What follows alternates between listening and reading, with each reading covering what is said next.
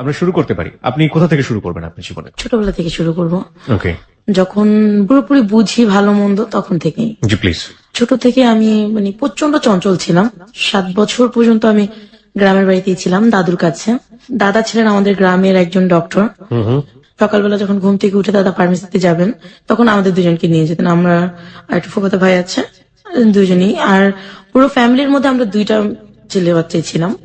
তো আমাদের দুজনকে নিয়ে গিয়ে দেখা যেত যে গ্রামে যখন বনি হতো দোকানে তারপরেই নাস্তা খাওয়ানো হতো। আমরা এত দুষ্ট ছিলাম যে গরম চায়ের ভিতর রুটি দিয়ে তারপরে মুখে দিয়ে হা করে থাকতাম দুজনে। কেন? গরম ছিল আর আমরা তো নিজেরা ফু দিব না, দাদা আমাদেরকে ফু দিয়ে দেবে। ওকে। কারণ অনেক আদরের ছিলাম তো, দুজনকে সাইকেলে করে নিয়ে যেত, আবার সাইকেলে করে ঠিক স্কুলে যাওয়ার সময় দিয়ে যেত। আমি খুব চঞ্চল ছিলাম তো সবার আগে গাছে উঠতাম। ওকে। আমার ফুফাতো ভাইটা আমার থেকে 1 বছরের বড়, ও আমাকে সবসময় মারতো, তুমি আগে কেন গাছে উঠবে, তুমি মেয়ে মানুষ না, তুমি গাছে উঠবে না, আমি গাছে উঠবো। আর আমি গাছে ওঠার সাঁতারে খুব চঞ্চল। তো যখন আমরা স্কুলে পড়তাম, আমার দাদু কখনই আমার মাকে মেনে নিতে পারেনি, কারণ দুজনই চাচাতো ভাই বোন ছিল। আমার দাদু সবসময় মায়ের একটা না একটা দোষ তার ছিল, আর সবচেয়ে বড় কথা আমার বাবা বেকার ছিলেন, তারা পালিয়ে বিয়ে করেছে। ওকে। তো আমাকে আমার নানুদের ফ্যামিলি থেকে কেউই তেমন একটা লাইক করতেন না, যে আমি মনে হতো যেন তাদের একটা বোস। আর এট ফার্স্ট মেয়ে হয়েছি সেজন্য আরো বেশি পছন্দ করতেন। আর আমি খুব দাদুর পাগল ছিলাম তো। এমনি দাদু নানুর বাড়ি কি খুব পাশাপাশি ছিল? চাচাতো ভাই বোন তো পাড়ার ওপর, এই পাড়ার ওপর। ওকে। ওদের কথা থাকতো যে আমি দাদুকে রেখে কেন নানুদের কাছে চলে আসি না। ছোটবেলায় আপনার কোনো নাম ছিল? দুষ্টুমি করার জন্য দেখা যায় না একটু অন্য ব্যতিক্রম ধর্মে একটা নাম ধরে কিংবা একটা কিছু খেপানোর জন্য? সময় মোটা ছিলাম তো, ছোটবেলাতে খুব মোটা। ওরা সবসময় দুষ্টুমি করে, হয় পাজি বলবে না ভেড়াডস বলবে। ভেড়াডস? ভেড়াডস কি জিনিস? আমাদের গ্রামের একটা কথা যে খুব মোটা হলে তাদেরকে এই নামটা দেওয়া হয়, ভেড়াডস। হ্যাঁ ভেড়াডস। ওকে। তারপর মায়ের আদরটা খুব কম পেয়েছি আমি। তো অনেকভাবে যন্ত্রণার শিকার হয়েছে আমার আম্মা, আব্বার কাছ থেকে, দাদুর কাছ থেকে। ওইটার আমার বোঝাই না। আমার সবসময় চিন্তা থাকতো আমি কাকে কখন দুষ্টুমি করবো। আর ছোটবেলা থেকে চুলগুলো প্রচন্ড লম্বা ছিল, দাদু সবসময় মারতো আর চুলে তেল দিত। দাদু মানে হচ্ছে দাদির কথা বলছেন হ্যাঁ, আপনি? আমি দাদির কথা বলছি। ওকে। তো আমার মাও তেমন একটা আমাকে লাইক করতে, কারণ আমি দাদুদের প্রচন্ড পাগল। তাদের কথা হচ্ছে নানুর পাগল হবা সবকিছু পাবা। আমার নানুদের একটু অবস্থা ভালো ছিলেন। আর আমার ছোটবেলা থেকে একটা হিংসা ছিল, আমি মানুষেরটা কেন করবো। তো এক সময় আব্বু আম্মুকে রেখে ঢাকায় চলে আসে। ঢাকায় চলে আসার পরে আম্মুকে প্রচন্ড রকমের অত্যাচার করে, এটা সেটা বলে। আম্মু কারোর সাথে কথা বলে তাকে সন্দেহ করা হয়, বাবার বাড়িতে যেতে দেওয়া হয় না। যেরকম করতে করতে আমার আব্বু এখানে এট ফার্স্ট এসে বড় মামার বাসায় উঠছে, কি করতেন জানতাম না। তো একদিন আব্বু গ্রামের বাড়িতে যাওয়ার পরে কি নিয়ে ঝগড়া হয়েছে তাও শিওর না। আমি স্কুলে গিয়েছি। তো আমি স্কুলে যাওয়ার পরে রাস্তাতে যখন আসতেছি তখন দেখি আমার আম্মু আমার ছোট বোনটাকে নিয়ে চলে যাচ্ছে। তখন আপনারা 2 বোন? হ্যাঁ। ওকে। আমি জিজ্ঞাসা করলাম যে আম্মু তুমি কোথায় যাচ্ছ, আম্মু কোনো কথা না বলে বলছে ডাক্তারের কাছে যাচ্ছে।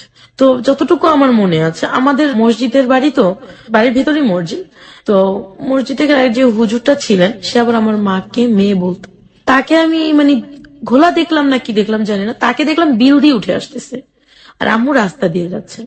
তো হয়তো বা আম্মুকে মারধর করেছে, কান্নাকাটি করতে করতে চলে গেছে, বাবার বাড়িতেও যায়নি। সেখান থেকে কোথায় গেছে আম্মু আমি জানি না। খুব সম্ভবত আমার দাদুরা যেটা বলতেন যে ইমাম আম্মুকে দিয়ে আসছে, দিয়ে আসতে পর বিকেলে আবার আসছে আম্মু। ইমাম আম্মুকে দিয়ে আসছে? হ্যাঁ, এই জিনিসটা গ্রাম শুদ্ধ রটে গেল। ইমামটা কি? মসজিদের যে নামাজ পড়েন তাকে ইমাম বলা হয়। ওকে। উনি সম্পর্কে কি ছিলেন আপনার মার? আমাদের বাড়ির হুজুর ছিলেন উনি। উনি হচ্ছেন বাড়ির হুজুর ছিলেন? হুজুর। আর আমার মাকে মেয়ের মতো ভালোবাসতেন আর কি। তো ওনাকে নিয়ে একটা কুৎসা রটনা হলো। ওই আমাকে না আবার প্রশ্ন করা হয়েছে কি তোমার আম্মু কার সাথে গেছে, আমি জানি না। প্রথম থেকে তো আম্মুকে মেয়ে মেয়ে করতেন, তো একটু সন্দেহ ছিল। আমাকে বলতেছে হুজুর আসেনি দুপুর বেলা। তো হুজুরকে তো আমি দেখছি আসতে, খুব চঞ্চল তো, সত্যি কথাটাই আগে বলতাম। সম্ভবত আম্মু তার সাথে গেছে। আর কোত্থেকে যেন কে বলেছে যে আম্মুকে আর তাকে আমাদের উপজেলার এক মিষ্টির দোকানে দেখছে। এই তো তাদের সন্দেহটা ক্লিয়ার হয়ে গেছে। তারা বলতেছে আম্মু চলে গেছে, কিন্তু আম্মু বিকেলবেলা আবার ফিরে আসছে। আব্বু যখন রাতে ফিরলো সেদিন আর কিছুই বলো না, আম্মুর সাথে খুব চিল্লাচিল্লি হলো। পরের দিনও কিছু হলো না। রাত্রেবেলা দেখা গেছে কি হঠাৎ করি না আম্মু প্রচন্ড কান্না করতেছে পাশের রুমে। তো আমি গেলাম, যা দেখি আমার আব্বু প্রচন্ড মারতেছে আমার আম্মুকে। দেখা গেছে প্রচন্ড মারতেছে, কেউ তাকে ধরে না। আম্মুকে মারতে মারতে বের করে দিছে ঘর থেকে। বের করে দেওয়ার পরে এখন আমরা তো পেছনে যাব, 2টা বোনই। কিন্তু এই ঘটনাটা আমার লাইফে আমি কোনোদিন ভুলবো না আর কি। আমার মাকে যখন বের করে দিল, আমার মা চিৎকার করে, এক গ্রামের মানুষ এক জায়গায় হয়ে গেল। তো আমার মাকে বের করে দেওয়া হলো, আমাদেরকে দেওয়া হলো না সাথে। তো আমার মা ওখান থেকে মানে এক মামা ছিলেন, আমি নামটা জানি না, আমাদের এলাকারই। তো ওই মামা মাকে নিয়ে নানু বাড়িতে ওঠে। নানু বাড়িতে ওঠার পর নানুর একটা বোরকা একজোড়া স্যান্ডেল নিয়ে আমার মা শরীয়তপুর কোর্টে উঠে যায়, আমার উকিল নানার কাছে। ওখানে ওঠার পরে না আমার দাদুরা চিন্তা ভাবনা করছে একবারে তো গেছে, তো এখনই ডিভোর্স নিয়ে দেবো। ওকে। কিন্তু আমরা তো মামা করে প্রচন্ড কান্না করতেছিলাম রাত্রেবেলা। তো পরের দিন আমি মানে স্কুলে গেছি, অনেকে অনেক কথা বলছে, আমার ওগুলো তো সেন্সে ঢুকবেই না, আমি তো দুষ্টুমি করি। আম্মু যে চলে গেছে এই সেন্সটা আমার মাথায় নেই। আমাদের দুটো বোনকে দেখে আম্মু চলে গেছে। স্কুল থেকে আসছি পর দাদা শুয়ে আছে বিকালবেলা, ফুপিরা বলতেছে তোর আম্মু তো গেছে, আর আসতে হবে না, তোর আম্মু চলে গেছে, যাক তোরা আমাদের কাছে থাকবি। তা আমি বলছি হ্যাঁ থাকবো, যদি তোমরা আম্মুর মতো বকা না দাও। তো ওই 99 এই ঘটনাগুলো। তো এক সপ্তাহ পরে ওখানে গিয়ে আম্মুর একটা লোকের সাথে পরিচয় হয়, শাহজাহান খন্দকার, সুপ্রিম কোর্টের সম্ভবত মহিরি না কি ছিল মহুরি, হ্যাঁ। আমি জানি না। ওনার সাথে পরিচয় হয়, ধর্মের ভাই ডাকে তাকে। তো আব্বু যখন আম্মুকে আনতে গেছে, আম্মু তাকে বলল তুমি তোমার হাজবেন্ডের সাথে চলে যাও, আর কোনো কে আনতে গেছে তাকে? আমার আব্বু আনতে গেছে তাকে। আচ্ছা, কে বলছে চলে যাওয়ার কথা? ধর্মের ভাই হ্যাঁ। শাহজাহান খন্দকার, উনি। আচ্ছা। তুমি তোমার হাজবেন্ডের সাথে চলে যাও, আমরা তোমাকে আবার নিয়ে আসবো। তো এই কথা বলার পরে আব্বুর সাথে পরিচয় হয়, আমার উকিল নানাও তাকে সায় দিয়েছে যে যাও দেখো কি হয়। এই কথা বলার পরে আম্মু তো আসছে আব্বুর সাথে। আম্মু যখন আব্বুর সাথে চলে আসেন দাদা বাড়িতে, তখন আমরা দুই বোন দাদুর কাছে। উনি রাজি হলেন আসতে? উনি রাজি হয়েছে, কারণ আমার আব্বু কখনোই চাননি যে আমার আম্মু তাকে ছেড়ে চলে যাক, ওকে। যেহেতু তাদের লাভ ম্যারেজ। তো আম্মু চলে আসছে, আসার পরে প্রচন্ড গ্যাঞ্জাম, মানে 2-3টা গ্রামের লোক এক জায়গায় হয়ে গেছে, আম্মুকে প্রচন্ড মারলো। কে মারলো? আমার দাদু। আমার দাদু আমার আম্মুকে মেরেছে। ওকে ওকে। আমার দাদা আমার আব্বুকে মেরেছে। আমার দাদার একটাই ক্ষোভ ছিল যে তুই বউকে নিয়ে কেন ঢুকলি এখানে, যেহেতু তার কষ্ট হচ্ছে। আমার দাদা প্রচন্ড রকমের ভালো মানুষ ছিলেন, বলছে যে যেহেতু এখানে তোর এত কষ্ট, তুই কেন আসলি ওর সাথে, তুই কেন একেবারের জন্য চলে গেলি না। তো আমার মা তো আমাদেরকে ছেড়ে যাবেন না, আব্বাকেও ছেড়ে যাবে না, আব্বাও তাকে ছাড়বে না। তো পরে ওইখানে গ্যাঞ্জাম হওয়ার পরে আমরা আমার আব্বুর দাদু মানে আমার বড় মা পাশাপাশি রুম, তো আমরা ওখানে উঠি। ওঠার পর ওইটাও দাদু সহ্য হলো না, প্রচন্ড গ্যাঞ্জাম লাগাই দিছে, যাচ্ছে না কেন, চলে যাক। আব্বু তখন আম্মুকে রেখে ঢাকায় চলে গেলেন। গিয়ে আমার ওই মামা, যা আমার আম্মু ধর্মের ভাই ছিলেন, তার সাথে পর দেখা করলেন। সে একটা চাকরি দিয়ে দিল অ্যাডভোকেট আব্দুর রেজা খানের ওখানে, তার পিয়ন হিসেবে। ওখানে 1 মাসের বেতন পেয়ে আমাদেরকে বড় মার এখান থেকে ঢাকায় নিয়ে আসেন। ওকে। জায়গাটার নাম আমার মনে নেই, আমাদের একটা মেসে উঠিয়েছে। ওখানে আমরা 1 সপ্তাহ থাকি। থাকার পরে আমার আব্বু আমাকে প্রচন্ড রকমের ভালোবাসতেন, মায়ের চেয়ে বেশি। ছোট বোনটাকে প্রচন্ড ভালোবাসতেন। তো ম্যাচে উঠিয়েছে, ওখান থেকে আমাদেরকে কি প্রবলেম হয়েছে জানি না, আমার বাবা আমাদেরকে সেকশন নিয়ে যান। Section Hazaribagh section. ওকে। এমন একটা পরিস্থিতিতে আমাদেরকে ওখানে উঠায় আমার মামার সাহায্যে। ওখানে গিয়ে মানে এরকম একটা পজিশন ছিল যে আমি কখনো এরকম ঘর দেখিনি। নিচে বাস ছিল, নিচে অজগর সাপ পানির ভিতরে। হ্যাঁ, মানে চিড়িয়াখানায় নিয়ে গেল নাকি? না হাজারীবাগে কোনো চিড়িয়াখানা নাই? না, এটা হচ্ছে একটা বস্তির মতো। ওকে। নিচে অজগর সাপ, পাশে ট্যানারি, উপরে টঙের ঘরগুলো, চিকা ইঁদুর এটা সেটা। অজগর সাপ কিভাবে দেখলেন আপনি? খালটা ভরে অজগর সাপ ছিলেন, এজন্য মানে 1 তলা সমান উঁচু করে বাঁশ দিয়ে তারপর টঙের ঘরগুলো বানানো হয়েছে। ওকে ওকে। অজগর সাপ সম্ভবত, যে সাপের বিষ নেই। Okay fine. মানে সাপ ছিলেন নিচে আর কি। সাপ ছিলেন মানে সাপকে আপনি সম্মান করে আপনি বলছেন? ওকে। না, তো ওখানে যাওয়ার পরে 6 মাস পরে আমাদের খবর আসলো যে আমার দাদা মারা গেছে। ও। আমি যেটা এখনো উপলব্ধি করি যে দুর্ঘটনার কথা শুনলে খুব দ্রুত কোথাও যাওয়া যায় না। আমরা লঞ্চে উঠলাম, মাঝপথে লঞ্চ নষ্ট হয়ে গেল। তারপরে যে বেবিতে উঠেছি, সেই বেবিটা অর্ধেক পথে সে নষ্ট হয়ে গেছে। মানে অনেক কষ্টে অনেক কি করে আমাদের 2টা বোনকে নিয়ে বাবা মাকে নিয়ে বাড়িতে গেলেন। যাওয়ার পর দেখি প্রচুর সময় কান্নাকাটি করতেছে, আমার দাদু সেন্সলেস, ফুপুরা কান্নাকাটি করতেছে আমার মাকে ধরে, মাও প্রচন্ড কান্নাকাটি করতেছে, আশপাশের লোক। আমার দাদা মরার পরে এত লোক মনে হয় না আমি আজও দেখেছি। সে এত ভালো ডাক্তার ছিলেন, এত ভালো লোক ছিলেন সে। আমরা গ্রামে যাওয়ার পর দাদাকে মাটি দিয়ে আমার আব্বা 4 দিন 5 দিনের দিন চলে আসলেন। ঢাকায় আসার পর আমাকে স্কুলে ভর্তি করানো হয়, ওখানে লেখাপড়া করানো হয়। পরে আমার যে মামা ছিলেন ধর্মের মামাটা, উনি ঢাকা কামরাঙ্গীরচরে বাড়ি করলেন। ধর্মের মামা মানে ঠিক বুঝলাম না। ধর্মের মামা মানে হচ্ছে যে শরীয়তপুর গিয়ে যার সাথে মানে অ্যাডভোকেট শাহজাহান খন্দকার, উনি আমার মায়ের ধর্মের ভাই ছিলেন। ওকে উনি ওকে। যখন আমার বাবার সাথে ঝগড়া করে চলে গেলেন, তখন তার সাথে পরিচয় হয় ওখানে আচ্ছা। কোর্টে। তো সেই হিসেবে ধর্মের ভাই। তার মানে তার সাথে পূর্ব পরিচয় ছিল না, কোর্টে গিয়ে পরিচয়? কোর্টে গিয়ে যখন আমার মা চলে গেলেন, বাবা আনতে গেলেন, তখন পরিচয় হয়েছে। ওকে। তো ওখানে মানে আমার মামা বাড়ি করলেন কামরাঙ্গীচর, ওখানে চলে আসলাম। ওখানে চলে আসার পরে আমি একটা স্কুলে ভর্তি হলাম, তখন আমি ক্লাস 3-তে পড়ি। স্কুলে ভর্তি হওয়ার পর ওখান থেকে আমাদের মানে আব্বুর অবস্থা আগে থেকে অনেক ভালো হয়েছে। মানে এখন আমার মায়ের ঘরে মনে হয় যে শান্তি। এক সময়টা আমার আব্বুর এতটুকু বদভ্যাস হয়ে গেল যে আমার আব্বু বাজে নেশায় চলে যেতে থাকলো। 2002-3 আব্দুল রাজ্জাক খান মারা গেলেন। মানে আপনার ধর্মের? না, আমার আব্বু যে অফিসে জব করতেন সেই মালিকটা মারা যাওয়ার পর আমার আব্বু জবটাও চলে গেছে। তো সেখানে আব্বু একটু ঘাবলা করে, অনেকগুলো টাকা তাদের মেরে দিয়েছে। এটা আপনি জানলেন কিভাবে? এটা আমরা তখনই জানতে পেরেছি যে অফিস থেকে বাসায় পুলিশ পাঠানো হয়। তো আমরা তো আগে থেকে এটা শিওর যে আসবে তাকে নেওয়ার জন্য। আপনারা আগে থেকে শিওর ছিলেন যে বাসায় পুলিশ আসবে? হ্যাঁ, আমরা প্রথমে যখন সে মারা গেছে তার 3 দিন পর আমরা জানতে পেরেছি আব্বা টাকা নিয়ে ঘাবলা করেছে। কিরকম? সেটা হচ্ছে যে অনেকগুলো টাকা তাদেরকে কারেন্ট বিল, গ্যাস বিল দিতে দেওয়া হয়েছিল আব্বুকে। খুব বিশ্বাস করতেন তো, কিন্তু আব্বু সেটা দেয়নি। আচ্ছা। না দিয়ে সে ঘরে বা টাকাগুলো কি করেছে আমি জানি না। এই খবরটা আপনি কিভাবে পেলেন? আমার মামাকে সেখান থেকে, তার 2টা ছেলে ছিল, আব্দুর রেজ্জাক খান অ্যাডভোকেট, তার ছেলেরা খবর পাঠিয়েছে আমার মামার কাছে। আপনার ধর্মের মামার কাছে? ধর্মের মামার কাছে খবর ওই পাঠিয়েছে। মামার বাড়িতে কি আপনারা থাকতেন? আমরা ওই মামার বাড়িতেই থাকতাম। তো ওনাকে ধরে নিয়ে যাবে, তো মামা অনেক কষ্ট করে অনেক কিছু করে এটা কন্ট্রোল করলেন। পুলিশ চলে গেলেন, তাকে আর নেওয়া হলো না। কি পরিমাণ টাকা আইডিয়া ছিল? প্রায় 60,000 টাকার মতো। 60,000 টাকার মতো? পুলিশ আসলো বাসায়, তারপর? পুলিশ আসার পরে মামা পুলিশদেরকে বুঝালেন, তারপর ওই অফিসে ফোন দিলেন, তাদেরকে বোঝালেন যে এটা আমরা দিয়ে দেবো। আমি যে মামা আবার একটা তাদের কাছ থেকে একটা অনেক মানে বেশি পরিমাণ হয়তো টাকাটা পেতেন একটা চেকে, বলছে আমার এই চেকটা থেকে কেটে রাখবেন। তো সে আমাদের জন্য অনেক স্যাক্রিফাইস করেছেন। তো আমাদেরকে এখানে মানে কামরাঙ্গীচর নিয়ে ক্লাস 3-তে ভর্তি করে দেওয়া হলো। 3 গেল, 4 গেল, ক্লাস 5-এ যখন পড়ি তখন আমি দেখতে শুনতে বেশ বড় হয়ে গেছি। ওকে। স্বাস্থ্য স্বাস্থ্য ভালো, মানে আমি বেশ বড় হয়ে গেছি। বড় হয়ে যাওয়ার পর সবারই চোখে পড়ে আমাকে। তখন থেকে একটা বিয়ের প্রপোজাল আসলো, আসতে থাকে। তো আমার বাবা রাজি না, ছোট মেয়ে কি বিয়ে দেবো কি। তো একদিন আমি মানে ঘরে যখন মানে বসে আছি বা টিভি দেখতেছি, মা নেই, মা হচ্ছে মামির কাছে, আমার এই ধর্মের যে মামা তার ওয়াইফের কাছে। আমার ধর্মের মামার 2টা মেয়ে, একটা ছেলে, ওকে। সবাই প্রাপ্তবয়স্ক। তো আমার মামা একদিন হঠাৎ করে এসে আমার পাশে বসে আমাকে ধরে বলতেছে, মামুনি তুমি কি করো। মানে এটা চাওয়ার ভঙ্গিমাটা আর আমাকে ধরার ভঙ্গিমাটা একটু অন্যরকম ছিল। আমার মামা আমার রুমে এসে যখন আমাকে ধরলেন, এটা আমার কাছে ভালো লাগেনি। আগের আদরটা আর ওই দিনের আদরটা আমার কাছে মানে অস্বাভাবিক লেগেছে। ওকে, ফাইন। তো আমি ওখান থেকে উঠে চলে আসার পর আমি মায়ের কাছে চলে গেছি, উনি আবার আমাকে ডাক দিচ্ছেন, তা আমি যাইনি। 2-1 দিন পরে সে আবারও ঠিক একই রকমের ব্যবহার আমার সাথে করছে। কি বলবো এখন, মামা বাবা সমান, কিছু বলতে পারতেছি না।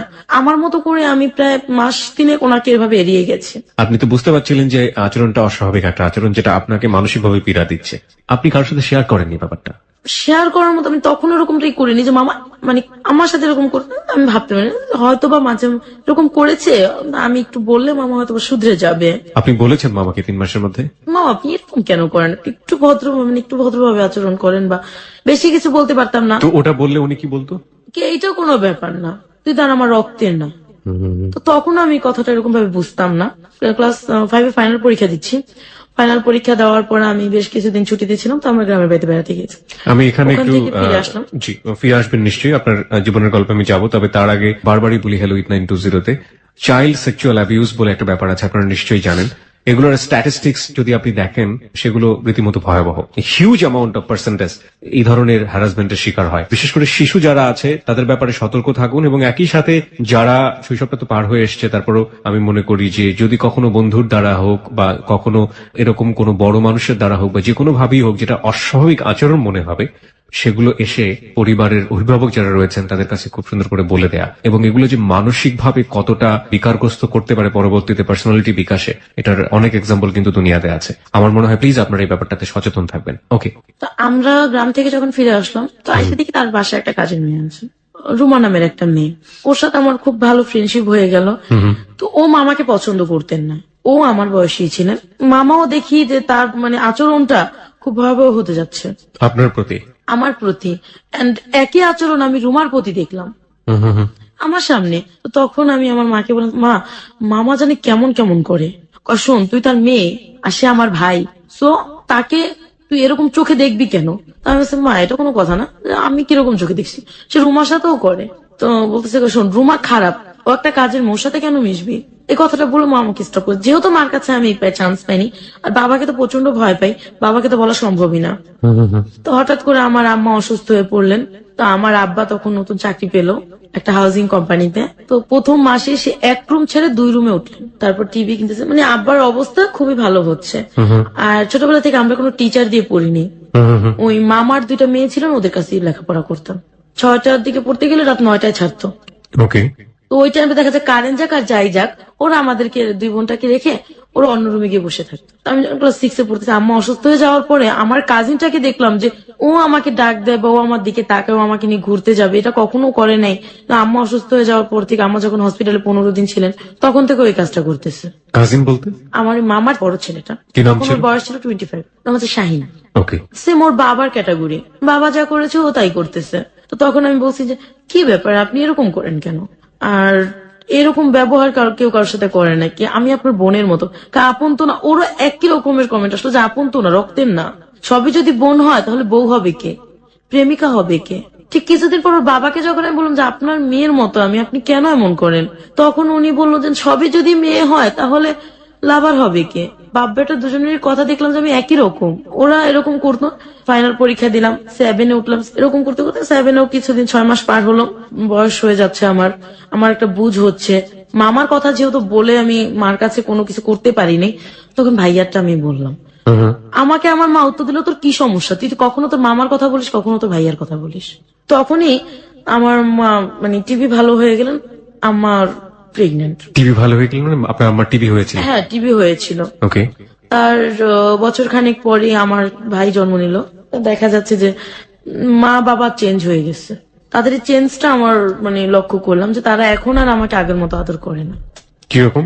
দেখা যাচ্ছে তোকে লেখাপড়া করতেছি, আম্মা ঘরে গল্প করতেছে মামির সাথে, কাজগুলো উনি লেখাপড়া বাদ দিয়ে আমাকে দিয়ে করাচ্ছে। এইভাবে মানে আস্তে আস্তে আমার লেখাপড়াটার ক্ষতি হতে যাচ্ছে। আর দেখতাম যে মানে বাবা আসলেই আমার নামে এক গাধা বিচার, আমি এটা করেছি, আমি ওইটা করেছি। তো এই জিনিসগুলো আমার কাছে ভালো লাগতো না। তখন না আমার কাছে মনে হচ্ছিল যে কেন এমন করে তারা, তাহলে আমি তাদের আপন না। ওইদিকে আমার কাজিন আমার সাথে ব্যবহার খারাপ করছে, তারপর মামার ব্যবহারটা অস্বাভাবিক। তো এর মানে এইভাবে করতে করতে বাবা মাকে আর বোঝাতে পারলাম না এগুলা। ওরা আর আমার এই সমস্যাগুলোকে মানে ফলো করতো না। আমার ফুপি খেয়াল করতেন। আমার খালামণি বাহির থেকে আসার পর খালামণিকে বলছে, খালতো বোনটাকে বলছি। তাকে বলার কারণ এটাই হচ্ছিল যে আমার যে মানে ধর্মের মামা, তার ছেলের সাথে আমার বড় খালার মেয়ের বিয়ে দেবে।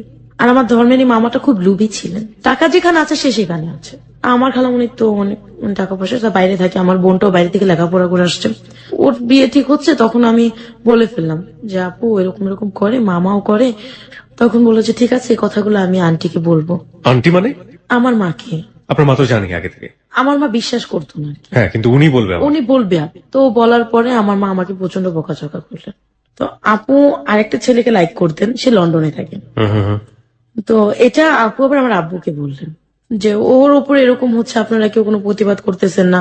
আমি বুঝলাম না আর কি, আমি তো আর ওকে বিয়ে করবো না, আমি অন্য একটা ছেলেকে পছন্দ করি। আর আপনারা যেভাবে উঠে পড়ে লেগেছেন আমার বিয়ের জন্য, আমি ওর মতো একটা ছেলেকে কেন বিয়ে করবো যে ঘর জামাই থাকতে চায়। তো যে কোনো কারণে এগুলো কথা কাটাকাটি হওয়ার পর বিয়েটা ভেঙে গেছে। আমি বলছি কথাটা প্রকাশ হয়ে গেছে, আমার মা সবাইকে বলে দিছে। আমার মামার সেটা ভালো লাগেনি, আমার উপর সে প্রচন্ড বিরক্ত হওয়ার পরে সে আমাকে ডাইরেক্টলি প্রপোজাল করছে যে তুমি আমাকে সময় দেবে। তা আমি বলছি যে না, অসম্ভব। কিছুদিন পরে আমি ক্লাস 8-এ উঠলাম, তখন আমার বাবা আমার বিয়ের জন্য খুব তোলপাড় হচ্ছে। ফুপি একটা বিয়ের প্রস্তাব আনলেন। একটা বিয়ের প্রস্তাব আনার পরে আমি রাজি হইনি। আমার স্বপ্ন হচ্ছে আমি একটা ভালো ছেলেকে বিয়ে করব, তো আমি যাতে এই থেকে একটু ভালো পরিবেশে যেতে পারি। আর ছোটবেলা থেকে একটা ধারণা ছিল যে উপরের লেভেলের মানুষদের হয়তোবা ভালো চিন্তা ভাবনা থাকে, তারা একটু ভালো হয়। কারণ আমি এই পজিশনে থাকতে থাকতে আমি বিরক্ত হয়ে গেছিলাম, মনে হচ্ছে কবে বেরোতে পারবো এখান থেকে। তো বিয়ের প্রস্তাব আনার পরে আমার বাবা মা দুজনই বিয়েতে রাজি হয়ে গেলেন। ছেলে কি করতো? মোবাইল কোম্পানিতে জব করতেন, 8,000 টাকা স্যালারি ছিল। ওকে। তো বাবা মা বললো কি যে ও যেহেতু ডিগ্রি সেকেন্ড ইয়ার পড়তেছে, ডিগ্রি ফাইনাল দিলে ওকে ব্যাংকে অথবা কিছুতে চাকরি দিয়ে দেবো, সে তো অবস্থা ভালো হয়ে যাবে। আমি বিয়েতে রাজি হলাম। বিয়ের দিন রাত্রে যখন ওরা কাবিন করবে, তো শুনলাম যে যৌতুক নাকি তারা 2 লাখ টাকা যৌতুক চাচ্ছে। এটা নাকি তাদের গ্রামের প্রথা আছে যে দিতেই হবে। আমার বাবা কোনো মতে রাজি হননি। তারপরে অনেক ঘটমটর করে রাত 11টার দিকে ঠিক হলো যে না ঠিক আছে, ওরা কোনো যৌতুক নেবে না, বিয়েটা হবে। তো বিয়েটা হওয়ার পরে আমার হাজবেন্ড যেটা করলেন, প্রথম রাতে যখন আমাদেরকে রুমে দেওয়া হয় তখন সে আমার সাথে প্রচন্ড ঘটমটো করতেছে যে তোমার ফুপি বললো 2 লাখ টাকা দেবে, এখন না দেখ বিয়ের পর দেবে, আর তোমার বাবা মা কিছুতে রাজি হলেন না, এটা কেন হলো? আমার প্রচন্ড কষ্ট হলো।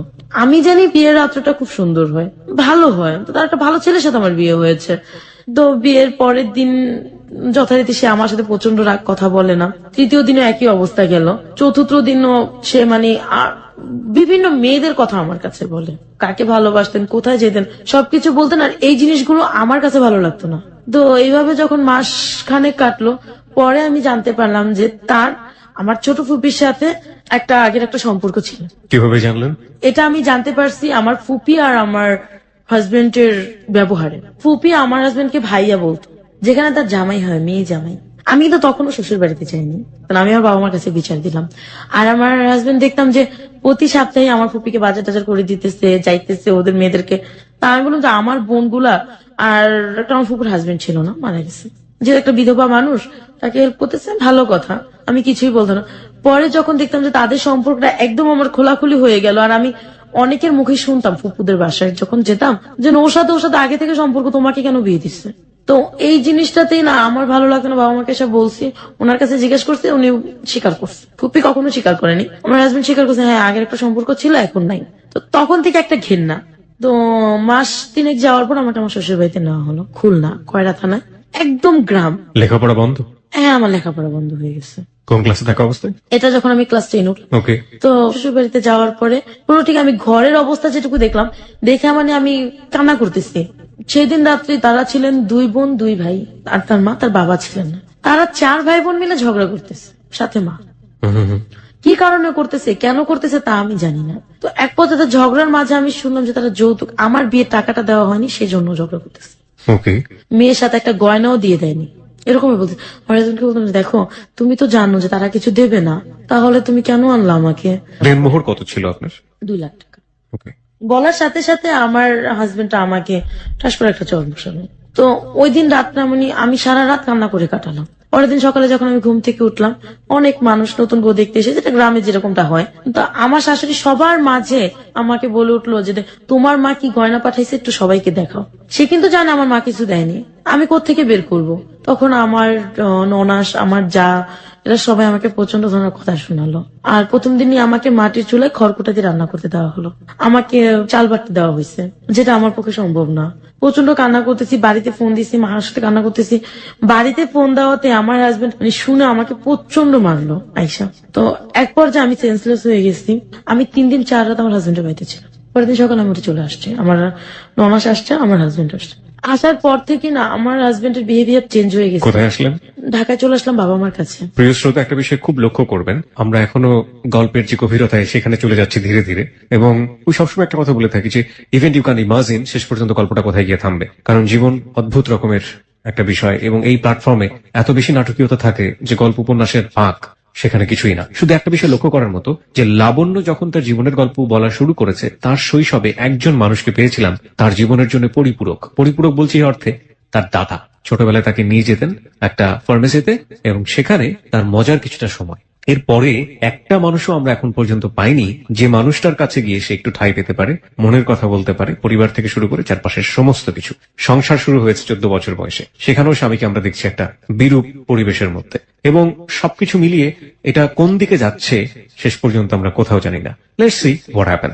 ওকে, তারপর ঢাকায় আসার পরে দেখলাম যে আমার বাবা মার বিহেভিয়ার চেঞ্জ হয়ে গেছে। আমার হাজবেন্ডও না এরকম হয়ে গেছে, সে আর মানে তার বোনের কাছে ফিরে যেতে চায় না। টোটালি বলতে গেলে একটা ঘর জামাই। আলটিমেটলি কি আপনার হাজবেন্ড বোনের বাড়িতে থাকতো? হ্যাঁ, বোন আর সে একসাথে ঢাকায় ভাড়া থাকতেন আর কি। ওকে। তো আমি এসে বাবা মার বিহেভিয়ার চেঞ্জ দেখে আমি বাবা মাকে বললাম, বাবা মা আমি বলছি, আম্মা আমি আর ওখানে থাকতে পারবো না। তো আমার মা আমাকে প্রশ্ন করলেন যে কি হয়েছে, আমি বলছি, কিছুই হয়নি। আর নতুন বউ গিয়েছে, তার একটা শাড়িও নতুন বউকে দেয়নি। তো আমি শুনেছি যে গ্রামে দেশে শ্বশুর বাড়ি হলে নাকি অনেক কিছু দেয়, আমি সেগুলো কিছুই আমার ভাগ্যে জোটেনি। আমার বাবা মাকে যখন আমি বললাম, আমার বাবা মা কোনো রেসপন্স করলো না।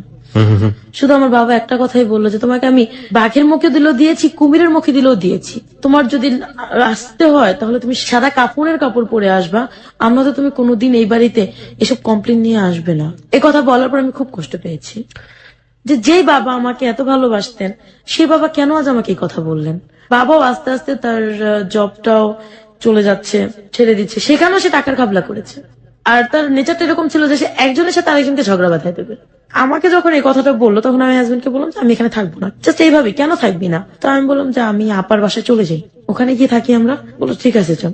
ওখানে যাওয়ার পরে আমার ফুপিকে আমি সবকিছু জানালাম। ফুপি থাকতেন 3 তলায়, তার আমার ননাস আর আমার হাজবেন্ড থাকতেন 2 তলায়। ফুপিকে সবকিছু জানানোর পরে ফুপি খুব কষ্ট পেলেন। ফুপি তো আপনার বিয়ের ঘটক ছিলেন। হ্যাঁ, আচ্ছা, আপনার হাজবেন্ডের নাম? ইনসান। ইনসান। হ্যাঁ। ফুপি বললো যে ঠিক আছে, ও যে এরকম হবে সেটা তো আমি ভাবতে পারি নাই। তো আমি বলছি যে সমস্যা নাই, আমি তো তোমার কাছে চলে আসলাম, মানে আমি সম্পূর্ণ ঘটনাকে একদম ম্যানেজ করে ফেললাম। তোমার কাছে চলে আসছি, এখন তোমার কাছে থাকবো। আর ফুপি একটা নতুন চাকরি পেয়েছিল ব্যাংকে। তুমি তো ব্যাংকে চলে যাও সকালবেলা। তা আমি সকালবেলা ওদেরকে নিয়ে, 2টা বোন ছিল আমার ফুফাতো, ছোট ছোট, ওদেরকে নিয়ে থাকবো। আর ইনসানও তো রাত্রে আসে, সমস্যা হবে না আমার, আমি এখানেই থাকবো। ঠিক আছে ফাইন। তো আমার ননাস গার্মেন্টসে চাকরি করতেন, 2টার দিকে তার লাঞ্চ টাইম ছিল। আমি না ওই সবার সাথে চুলো ছিল তো আমি রান্না করতে পারিনি। ননাস যখন লাঞ্চ টাইমে আসলেন, আসার পর যখন রান্না হয়নি তখন আমাকে প্রচন্ড রকমের বকাবাদ্য করলো। সেটা আমার ফুপ্পির শাশুড়ি দেখছেন, দেখার পরে তার কাছে ভালো লাগেনি। বলতেছে যে এত ছোট বয়সে তোমাকে বিয়ে দিয়ে দিছে এরকম একটা মানুষের ঘরে, সেটা আমরা মানতে পারলাম না। 14 বছর বয়সে আপনার বিয়ে হয়েছিল। হ্যাঁ। তো আমার এরকম করে 3 দিন আমি থাকলাম। 3 দিন থাকার পর 4 দিনের দিন আমার হাজবেন্ড আমাকে প্রচন্ড মারধর করলেন। আমি আবার মায়ের বাড়িতে চলে আসি।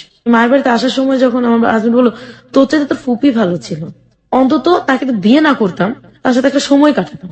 এই কথাটাই আমি তখন আরো ক্লিয়ার হয়ে গেলাম যে আমার ফুপি আমার সাথে প্রতারণা করছে, আমার হাজবেন্ড আমার সাথে প্রতারণা করছে। তারা দুজন একটা রিলেশন আমাকে জড়ানো ঠিক যে এই ফুপিটা কি ঘটকালি করেছিল বিয়েতে? ফুপিটাই ঘটকালি করেছে। এটাই আমার ছোট ফুপি। ওকে। যখন শিওর হয়ে গেলাম তখন বাবা মাকে এসে বললাম। বাবা মা আর আমাকে বাড়িতে দিলেন না, আমার হাজবেন্ডকে আর ওখানে আসতে দেননি। তুমি আসবে না, আমার মেয়ে আমাদের কাছে থাকবে। আর 1 সপ্তাহ পরে ফিরে দেখলাম যে বাবার অবস্থা আরো করুণ হয়ে যাচ্ছে, যে সে জুয়া খেলে। কিভাবে বুঝলেন? আমি যে রুমটাতে থাকতাম সেই রুমটাতে সে লোকজন নিয়ে টাকা নিয়ে দিয়ে তাস খেলতেন, যে টাকা দিয়ে রুমটাতে খেলা আপনি দেখতেন। থাকতেন। ওকে। আমার কাছে খুব কষ্ট লাগলো। কষ্ট লাগার পর আমার হাজবেন্ড দিয়ে যে গেছে সে আর আমার খোঁজ খবর নেয়নি। এরকম করতে করতে আমাদের 6টা মাস কিন্তু কেটে গেছে বিয়ে। এই 6 মাসে সে একটা সুতা পরিমাণ জিনিস আমাকে দেয়নি। সে চলে যাওয়ার পরে দেখলাম যে বাবা জুয়া খেলতে খেলতে যা পুঁজি ছিল জমানো সবকিছু সে শেষ করে দিছে। আমার মামা এখন আমাদেরকে রাখবেন না, বের করে দেওয়ার পরে আমরা চলে আসলাম। ওখান থেকে একটু দূরে আসলাম, একই জায়গায় কামরা। তখন আপনি ফ্যামিলির সাথে? আমি তখন ফ্যামিলির সাথে হাজবেন্ডের ঘর ছেড়ে চলে আসছি। সহ্য করার মতো ক্ষমতা আমার ছিল না। তারপর আমরা যে বাসাতে যাই, ওইখানে যাওয়ার পর সে আরো নিঃস্ব হয়ে গেছে।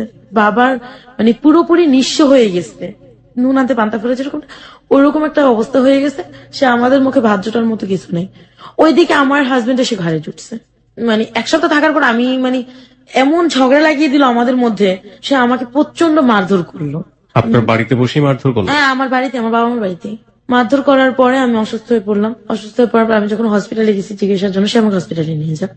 চিকিৎসা করার জন্য গেছি, সেখানে আমাকে জানানো হলো আমি প্রেগনেন্ট। রিপোর্ট আসলো যে আমি প্রেগনেন্ট। আচ্ছা আচ্ছা। তো ওই রিপোর্টটা পরের দিন আমি আনতে গিয়েছিলাম। আমি এনে আমার ছোট কাকিমাকে দেখিয়েছি। ছোট কাকিমা বললো যে এটা তো খুশির খবর, তুমি একটা কাজ করো, তোমার হাজবেন্ডকে দাও, তোমার বাবা মাকে দাও। তা আমি আবার বাবা মাকে দেওয়ার আগে আমি আমার হাজবেন্ডকে দিয়েছি। আমার হাজবেন্ড সে খবরটা শুনে প্রচন্ড ক্ষেপে গেছে যে এই সন্তান ওর না। ও কেন জানি বলতেছে এই সন্তান ওর না। তখন আমি বললাম যে দেখো, আমার বিয়ের আগে কারোর সাথে কোনো রিলেশন ছিল না, বা বিয়ের পরবর্তীতে আমার কারোর সাথে কোনো রিলেশন নেই। রিপোর্টে সাফ দেওয়া আছে আমি 1.5-2 মাসে প্রেগনেন্ট। তাহলে তুমি কেন এরকম বলছো? ঠিক আছে মানলাম এটা আমার সন্তান, তো তোকে তো আমি বলেছিলাম যে তুই 2 বছর পরে সন্তান নিবি। দেখো এটা আমার হয়তোবা ভুল হয়ে গেছে। এটা এটা আপনি আপনার ভুল বলছেন, রাইট? আপনার কি ধরনের ভুল হয়ে গিয়েছে? হয়তোবা যে আমাদের যে কোনো ধরনের একটা ভুল হতে পারে। This is the important thing. আমি এটা কেন আপনাকে জিজ্ঞেস করছি, এগুলো most common case in the family. Okay, that's why. আপনি আমাকে একটু বলবেন যে আপনার 14 বছর বয়সে বিয়ে হয়েছে। একটা মানুষের বিয়ে হওয়ার পরে স্বামী স্ত্রী সম্পর্কের কিছু বেসিক নলেজ দরকার হয়। সেই নলেজের ব্যাপারে আপনাকে কেউ কখনো হেল্প করেছে? আপনার মা আপনাকে এই বিষয়ে কোনো জ্ঞান দিয়েছে, কিংবা আপনার আত্মীয় যারা আছে, কিংবা শ্বশুর বাড়ির কেউ আছে, কিংবা আপনার হাজবেন্ড? আমাকে এরকম সাপোর্ট কেউ দেয়নি। কেউ কখনো আপনাকে বিষয়ে কোনো কিছু বলেনি? সাপোর্ট কেউ দেয়নি। বরঞ্চ আমি যদি কোনো প্রবলেম হতো যে আমি মাকে বলতাম, আমার মা আমাকে কখনোই ভালো একটা সাজেশন দিত না। ওকে। কখনোই দিত না। বিষয়টা সম্পর্কে আপনি আমি কিছুই জানি না, কিছুই জানেন না। 2 নম্বর হচ্ছে আপনার হাজবেন্ড আপনাকে বলেছে যাতে কোনো বেবি না আসে, এটার জন্য কোনো প্রিভেন্টিভ মেথড কি আপনারা দুজনে মিলে নিয়েছিলেন? হ্যাঁ, আমাকে এটার জন্য ব্যবস্থা নেওয়া হয়েছিল যে আমার হয়তোবা কোথাও আমি একটু মন ভোলা ছিলাম। বিয়ের পর আমার দুষ্টুমিটা কিছুটা হলো রয়ে গেছে, ওকে মনে থাকতো না আমার এটা। ওকে আমি ভাবতাম যে হয়তো বা ওখান থেকে কোনো প্রবলেম হয়ে গেছে। আমার হাজবেন্ডটা প্রচন্ড চিল্লাচিল্লি করতেছিল, তার কখনো মুখের উপর কথা বলিনি। তখন বলছিলাম যে দেখো তুমি তো এটা নিয়ে অতিরিক্ত বাড়াবাড়ি করতেছো, আর বাবা মা যেহেতু মানে শুনলে বাড়াবাড়ি করবে না, তোমার এটা নিয়ে বাড়াবাড়ি করার কোনো প্রয়োজনই পড়ে না। এই কথাটা বলাই ছিল আমার অন্যায়। সে আমাকে সাথে সাথে প্রচন্ড ধরনের, তার যে বেল্ট ছিল কোমরের বেল্ট, ওটাতে আমাকে প্রচুর ধরনের মারধর করে। এই বাচ্চা কেন নিলি তুই? আচ্ছা সবসময় বলে যেতে জালস বাত, যখনই সে বলতো যে জালস বাত, তখন আমার মাথায় সেন্স আউট হয়ে যেত। এই কথা কেন বলবে সে? আমার স্বামী একজন, তাহলে সে কেন এই কথাটা বলবে? তো এটা নিয়ে বলার পরে আমি সেই দিন রাতে আমার মাকে জানাই। জানার পর মাকে বললাম যে মা এরকম বলছো, ও তো এমনিতেই খারাপ। এরপর আর আমাকে সে কোনো কমেন্ট করে নাই যে কি করবো। পরের মানে দিন জামাইকে সকালে, বলছে যে ও তো এমনিতেই খারাপ। হ্যাঁ ও তো এমনিতেই খারাপ, তো কমেন্ট করে না। আমিও পরের দিন সকালবেলা ভালো মতো, ও অফিস চলে গেছে, রাত্রে ফিরেও দেখে যে আমি বাসায় না, পাশের রুমে ছিল, মানে প্রতিবেশীর ঘরে। ও ভাবছে আমি যেন কোথায় গেছি। তো মাও দেখে না যে আমি প্রতিবেশীর ঘরে। তো ও আয়সা কি বলছে আমি জানি না আমার বাবার কাছে, বাবাকে দোকান থেকে ডেকে নিয়ে আসছে। জানি না কি বলছে, বাবা প্রচন্ড ধরনের মারধর করছে এসে আমাকে। আমি কেন ভুল করলাম এই সে। তখন আমার নিজের কাছে একটু লজ্জা লাগলো যে আমি প্রেগনেন্ট, বাবা বলছে ভুল করতেছি, কেন বলতেছি এই কথাটা। তো পরে আমি আর কোনো কথা বললাম না। তো প্রচন্ড মারধর করার পরে আমার বাবা আমার তলপেটে একটা লাথি মেরেছে। তখন মানে আমি প্রচন্ড ধরনের মানে একদম অসুস্থ হয়ে পড়ে মায়ের ওপর পড়তে যাওয়ার সময় মা সরে গেছে। মা সরে যাওয়ার পর আমি যে লোহার যে সোফা থাকে, সোফার উপর পড়ে গেছি। আপনার বাবা যে এই যে লাথিটা মারলো, উনি আপনাকে তার আগে গায়ে হাত তুলেছে? এর আগে বহু ভাষায় আমার গায়ে হাত না, তুলেছে, আমি যে আমার বলতে চাচ্ছি যে শাশুড়ি। লাথিটা কি উনি একদম চিন্তা করেই কাজটা করেছে? না সে কি চিন্তা করছে আমি জানি না। সে মানে শুরুতে আমাকে কয়েকটা চড় থাপ্পড় এমন হতে মেরেছে। পারে যে লাথিটা মেরেছে এবং ইনসিডেন্টলি আপনার ওখানে লেগে গিয়েছে। আরেকটা হতে পারে যে না, আর সে তার চিন্তা মানে অভ্যাসটা এরকম, সে রাগ করে যে কাকে কোথায় মারবে সে নিজেও জানে না। এটা যে মেয়ে না বউ সে বুঝবে না, ওই ব্যাপারটা এটা তার তার মাথায় বদ থাকে। অভ্যাস। এই ব্যাপারটা তার খেয়াল থাকে না। তো ওইখানে গিয়ে আমার পুরো বডিটা আমার ওই সোফার উপরই পড়লো। আরেকটা আঘাত পেলাম, একই সাথে দুইটা আঘাতে প্রচন্ড ব্লিডিং হচ্ছিল আমার ওই সময়টাতে। ওই সময়টাতে। আমার মা ওটা কোনো খেয়াল করে নাই, আমার মা চলে গেছে আমাকে রেখে। আমার ছোট কাকি মেঝো কাকি খেয়াল করছে, যখন খেয়াল করছে তখন তারা আমাকে নিয়ে স্বাস্থ্য কেন্দ্র থাকে যেটা, আমার বাবা কোনো টাকা দেয়নি, হাজবেন্ডও কোনো টাকা দেয়নি, তারা আমাকে ওখানে নিয়ে ভর্তি করালো। ভর্তি করানোর পরে ওখান থেকে আসলো যে আমার বাচ্চাটা নষ্ট হয়ে গেছে। যখন আমি শুনলাম যে আমার বাচ্চাটা নষ্ট হয়ে গেছে, তখন আমার মানে দুনিয়া যেন কিছু বুঝি না, তারপরে যেন আমার মনে হলো যে জীবন থেকে কি যেন চলে গেল। প্রায় এক সপ্তাহের মতো আমি, না আমার কোনো হুঁশ জ্ঞান নেই। কিন্তু আমার হাজবেন্ডের এতে কোনো রেসপন্স হয়নি যে না আমার বাচ্চাটা নষ্ট হয়ে গেছে, ও কষ্ট পেয়েছে, ওকে একটু সান্ত্বনা দেওয়া দরকার, বাবা মার একটু সান্ত্বনা দেওয়া দরকার। কারো কোনো রেসপন্স ছিল না। তো এভাবে আমার মাসখানেক চলে যাওয়ার পরে আমার ফ্যামিলিতে আবার আমার হাজবেন্ড গ্যাঞ্জাম লাগাই দিল। তো আমার ছোট ফুপি সবকিছু জানতে পারলো। ছোট ফুপির প্রতি আমার প্রচন্ড ঘৃণা যে কেন সে এমন করলো। তখন প্রতিশোধের জন্য আমি বলছি না, আমি ছোট ফুপি যার সাথে কথা বলে, যার সাথে প্রেম করে, আমি তার সাথে প্রেম করবো। বলার পরে আমি আর এরকম কিছু করলাম না। মাথায় ছিল এটা, আমার ছোট কাকিকে নিয়ে আমি প্ল্যানটা করছি। কি প্ল্যান ছিল? সে যার সাথে কথা বললাম, ছোট ফুপির হাজবেন্ড ছিল না, সে একটা ছেলের সাথে প্রেম করতো, ছোট পুপি? ছোট ভাবি। আর সেই ছেলেটা অনেক টাকা পয়সা দিয়ে তাকে হেল্প করতো। তখন বললাম যে ও যার সাথে প্রেম করছে সে যেরকমই হোক না কেন আমি তার সাথে প্রেম করব। এটা কেন? আপনার প্রতিশোধ নেওয়ার জন্য? সে কেন আমার জীবনটা নষ্ট করে দিল? কেন আমার এতটুকু বয়সে আমি একটা বেবি হারাইছি? এরকম করার পরে আমার হাজবেন্ডের কোনো কারণে একটা ঝগড়া লেগে ও আমাকে ছেড়ে চলে গেছে। ও আর আমাকে ফোন দেয় না, আমার সাথে কোনো যোগাযোগ করে না, খোঁজ খবর নেয় না।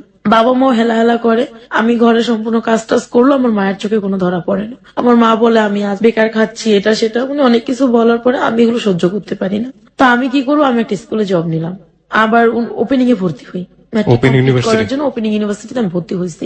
ওই স্কুলে জব করে খাচ্ছি, আমার হাজবেন্ড আসতেছে, আমি তাকে কোনো কথা বলি না। মানে আমার খালামণিও ফোন দিয়ে বলছে তাকে ছেড়ে দাও। তো ওই যে একটা ভূত মাথায় ঢুকছে তাকে ছেড়ে দেবো, সে আমার বাচ্চাটাকে জালস বলছে। ওইদিকে আমার ফুপির ওই লাভারের সাথে আমি প্রেম করবো। স্কুলে জব নেওয়ার পরে আমার ফুপি একদিন আমার বাড়িতে বেড়াতে আসে। ফুপিকে আমি বুঝতে দিই না, তার প্রতি আমার রাগ ঘেন্না। ফুপিকে খুব সুন্দর করে কথাটা বলে এই ফুপি কথা বলতে, আমি ফুপি কার সাথে কথা বলো? বললে আমার বন্ধুর সাথে আমি একটু কথা বলবো।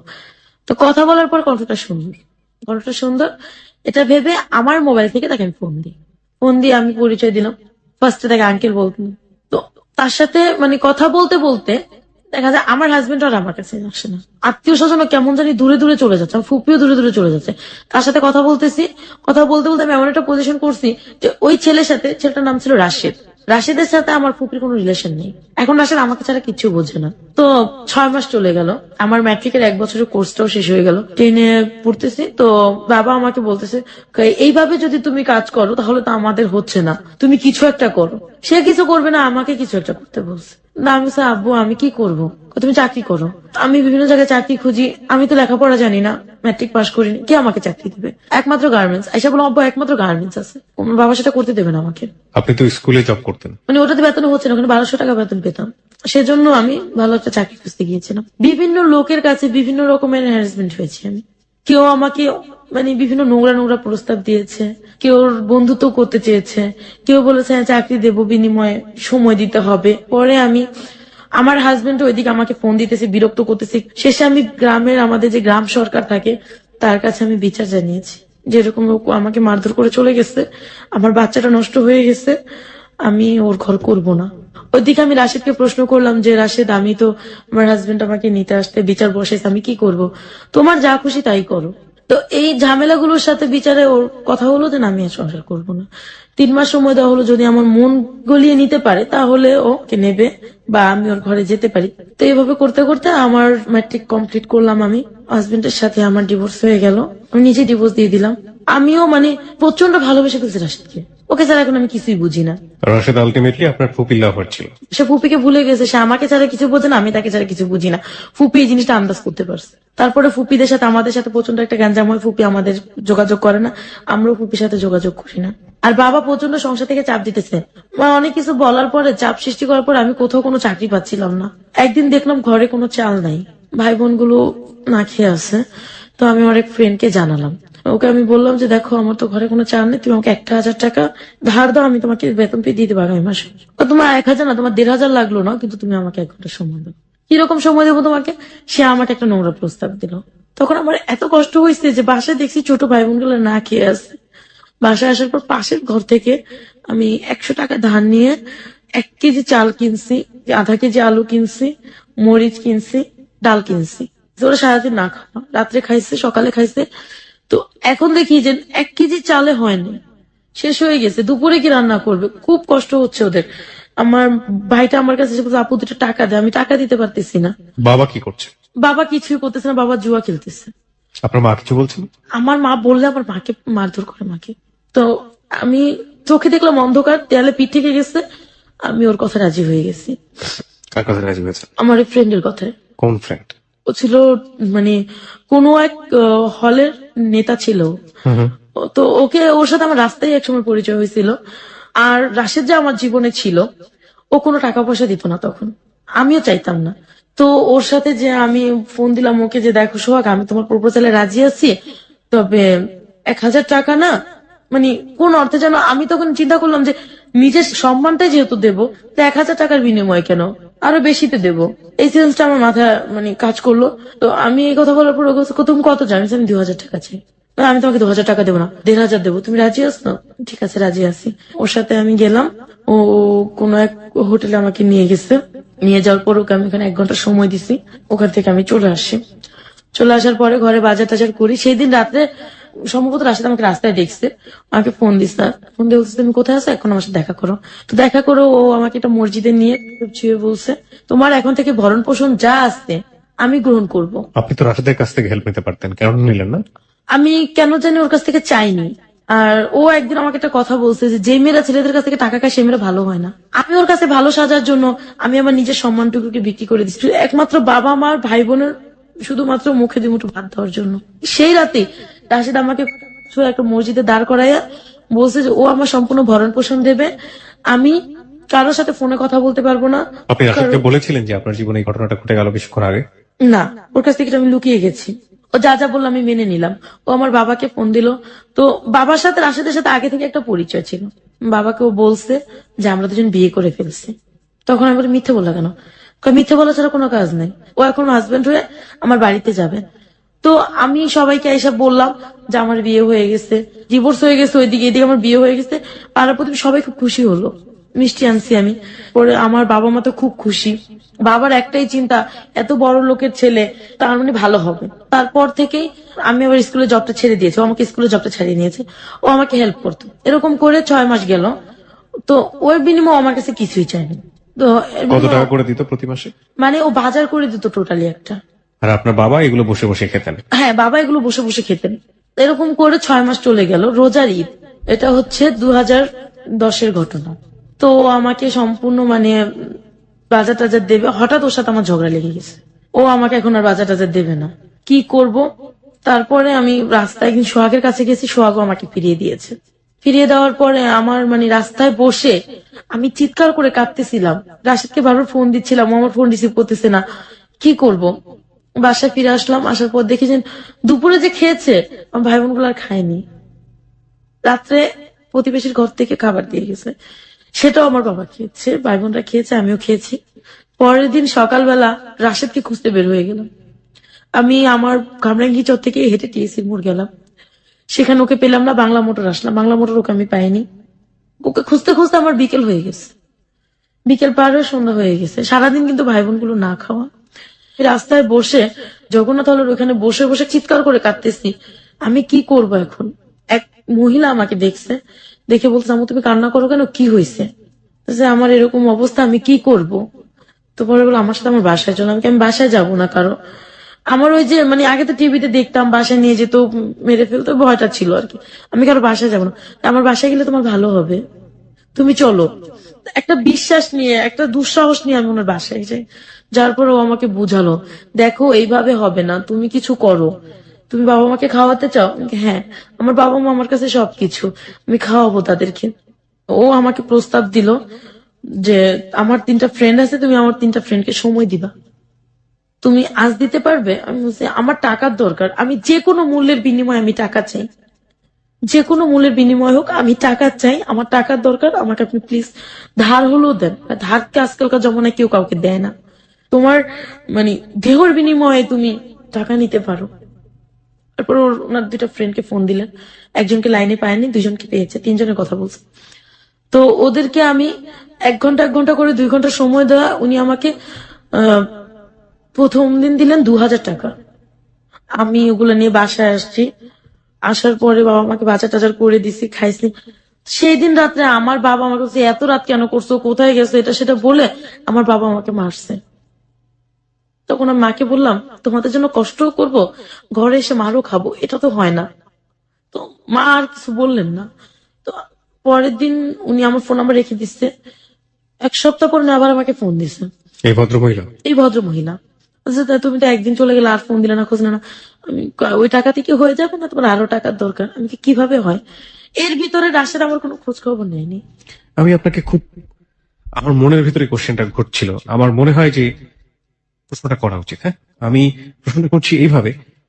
প্রথম কথা হচ্ছে যে আপনি কি কাজ করছেন সেটার চাইতে আমি বরং কেন করছেন সেদিকে থাকতে চাই। হ্যাঁ, 1। 2 নম্বর হচ্ছে যে আপনি তো নিজেও জানেন, কারণ আপনি যে ফ্যামিলিতে বড় হয়েছেন, এটা কত নিকৃষ্ট ধরনের কাজ। হ্যাঁ, কতটা বাধ্য হলে একটা মানুষ এই কাজটা করে সেটা আমরা দেখেছি। এই কাজটা করে যখন আপনি পয়সাটা পেতেন, সামান্য ডালের পয়সা, ভাতের পয়সা, হ্যাঁ, কোন রকম ভাই বোনের মুখে তুলে দেওয়ার মতো একটা পয়সা, ওরা যখন এই খাবারটা খেত বা আপনি যখন খেতেন, আপনার ফিলটা কি হতো?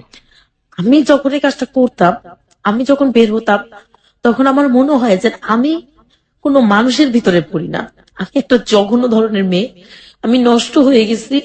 যে জিনিসটা আমি সবসময় আমার হাজবেন্ডের মুখে শুনতাম, তো পরবর্তীতে এই কাজটা আমি করবো আমি কোনোদিন ভাবি নাই। আর ওই খাবারটা যেন আমার গলা দিয়ে নামতো না। কিন্তু মা শেষে বুঝতে পারতো যে এই কাজটা আমি কেন করলাম, অন্য কোনো কাজ করতে পারতাম। তখন চিন্তা করতাম যে অন্য কোনো কাজ করলে তো ওরা আমাকে রোজ টাকা দেবে না, হয়তো আজকে আমি জয়েন করছি 1 মাস পর আমাকে টাকা দেবে, কোনো মালিক আমাকে অ্যাডভান্স কিছু টাকা দেবে না, যেটা দিয়ে আমি মাস চলবো।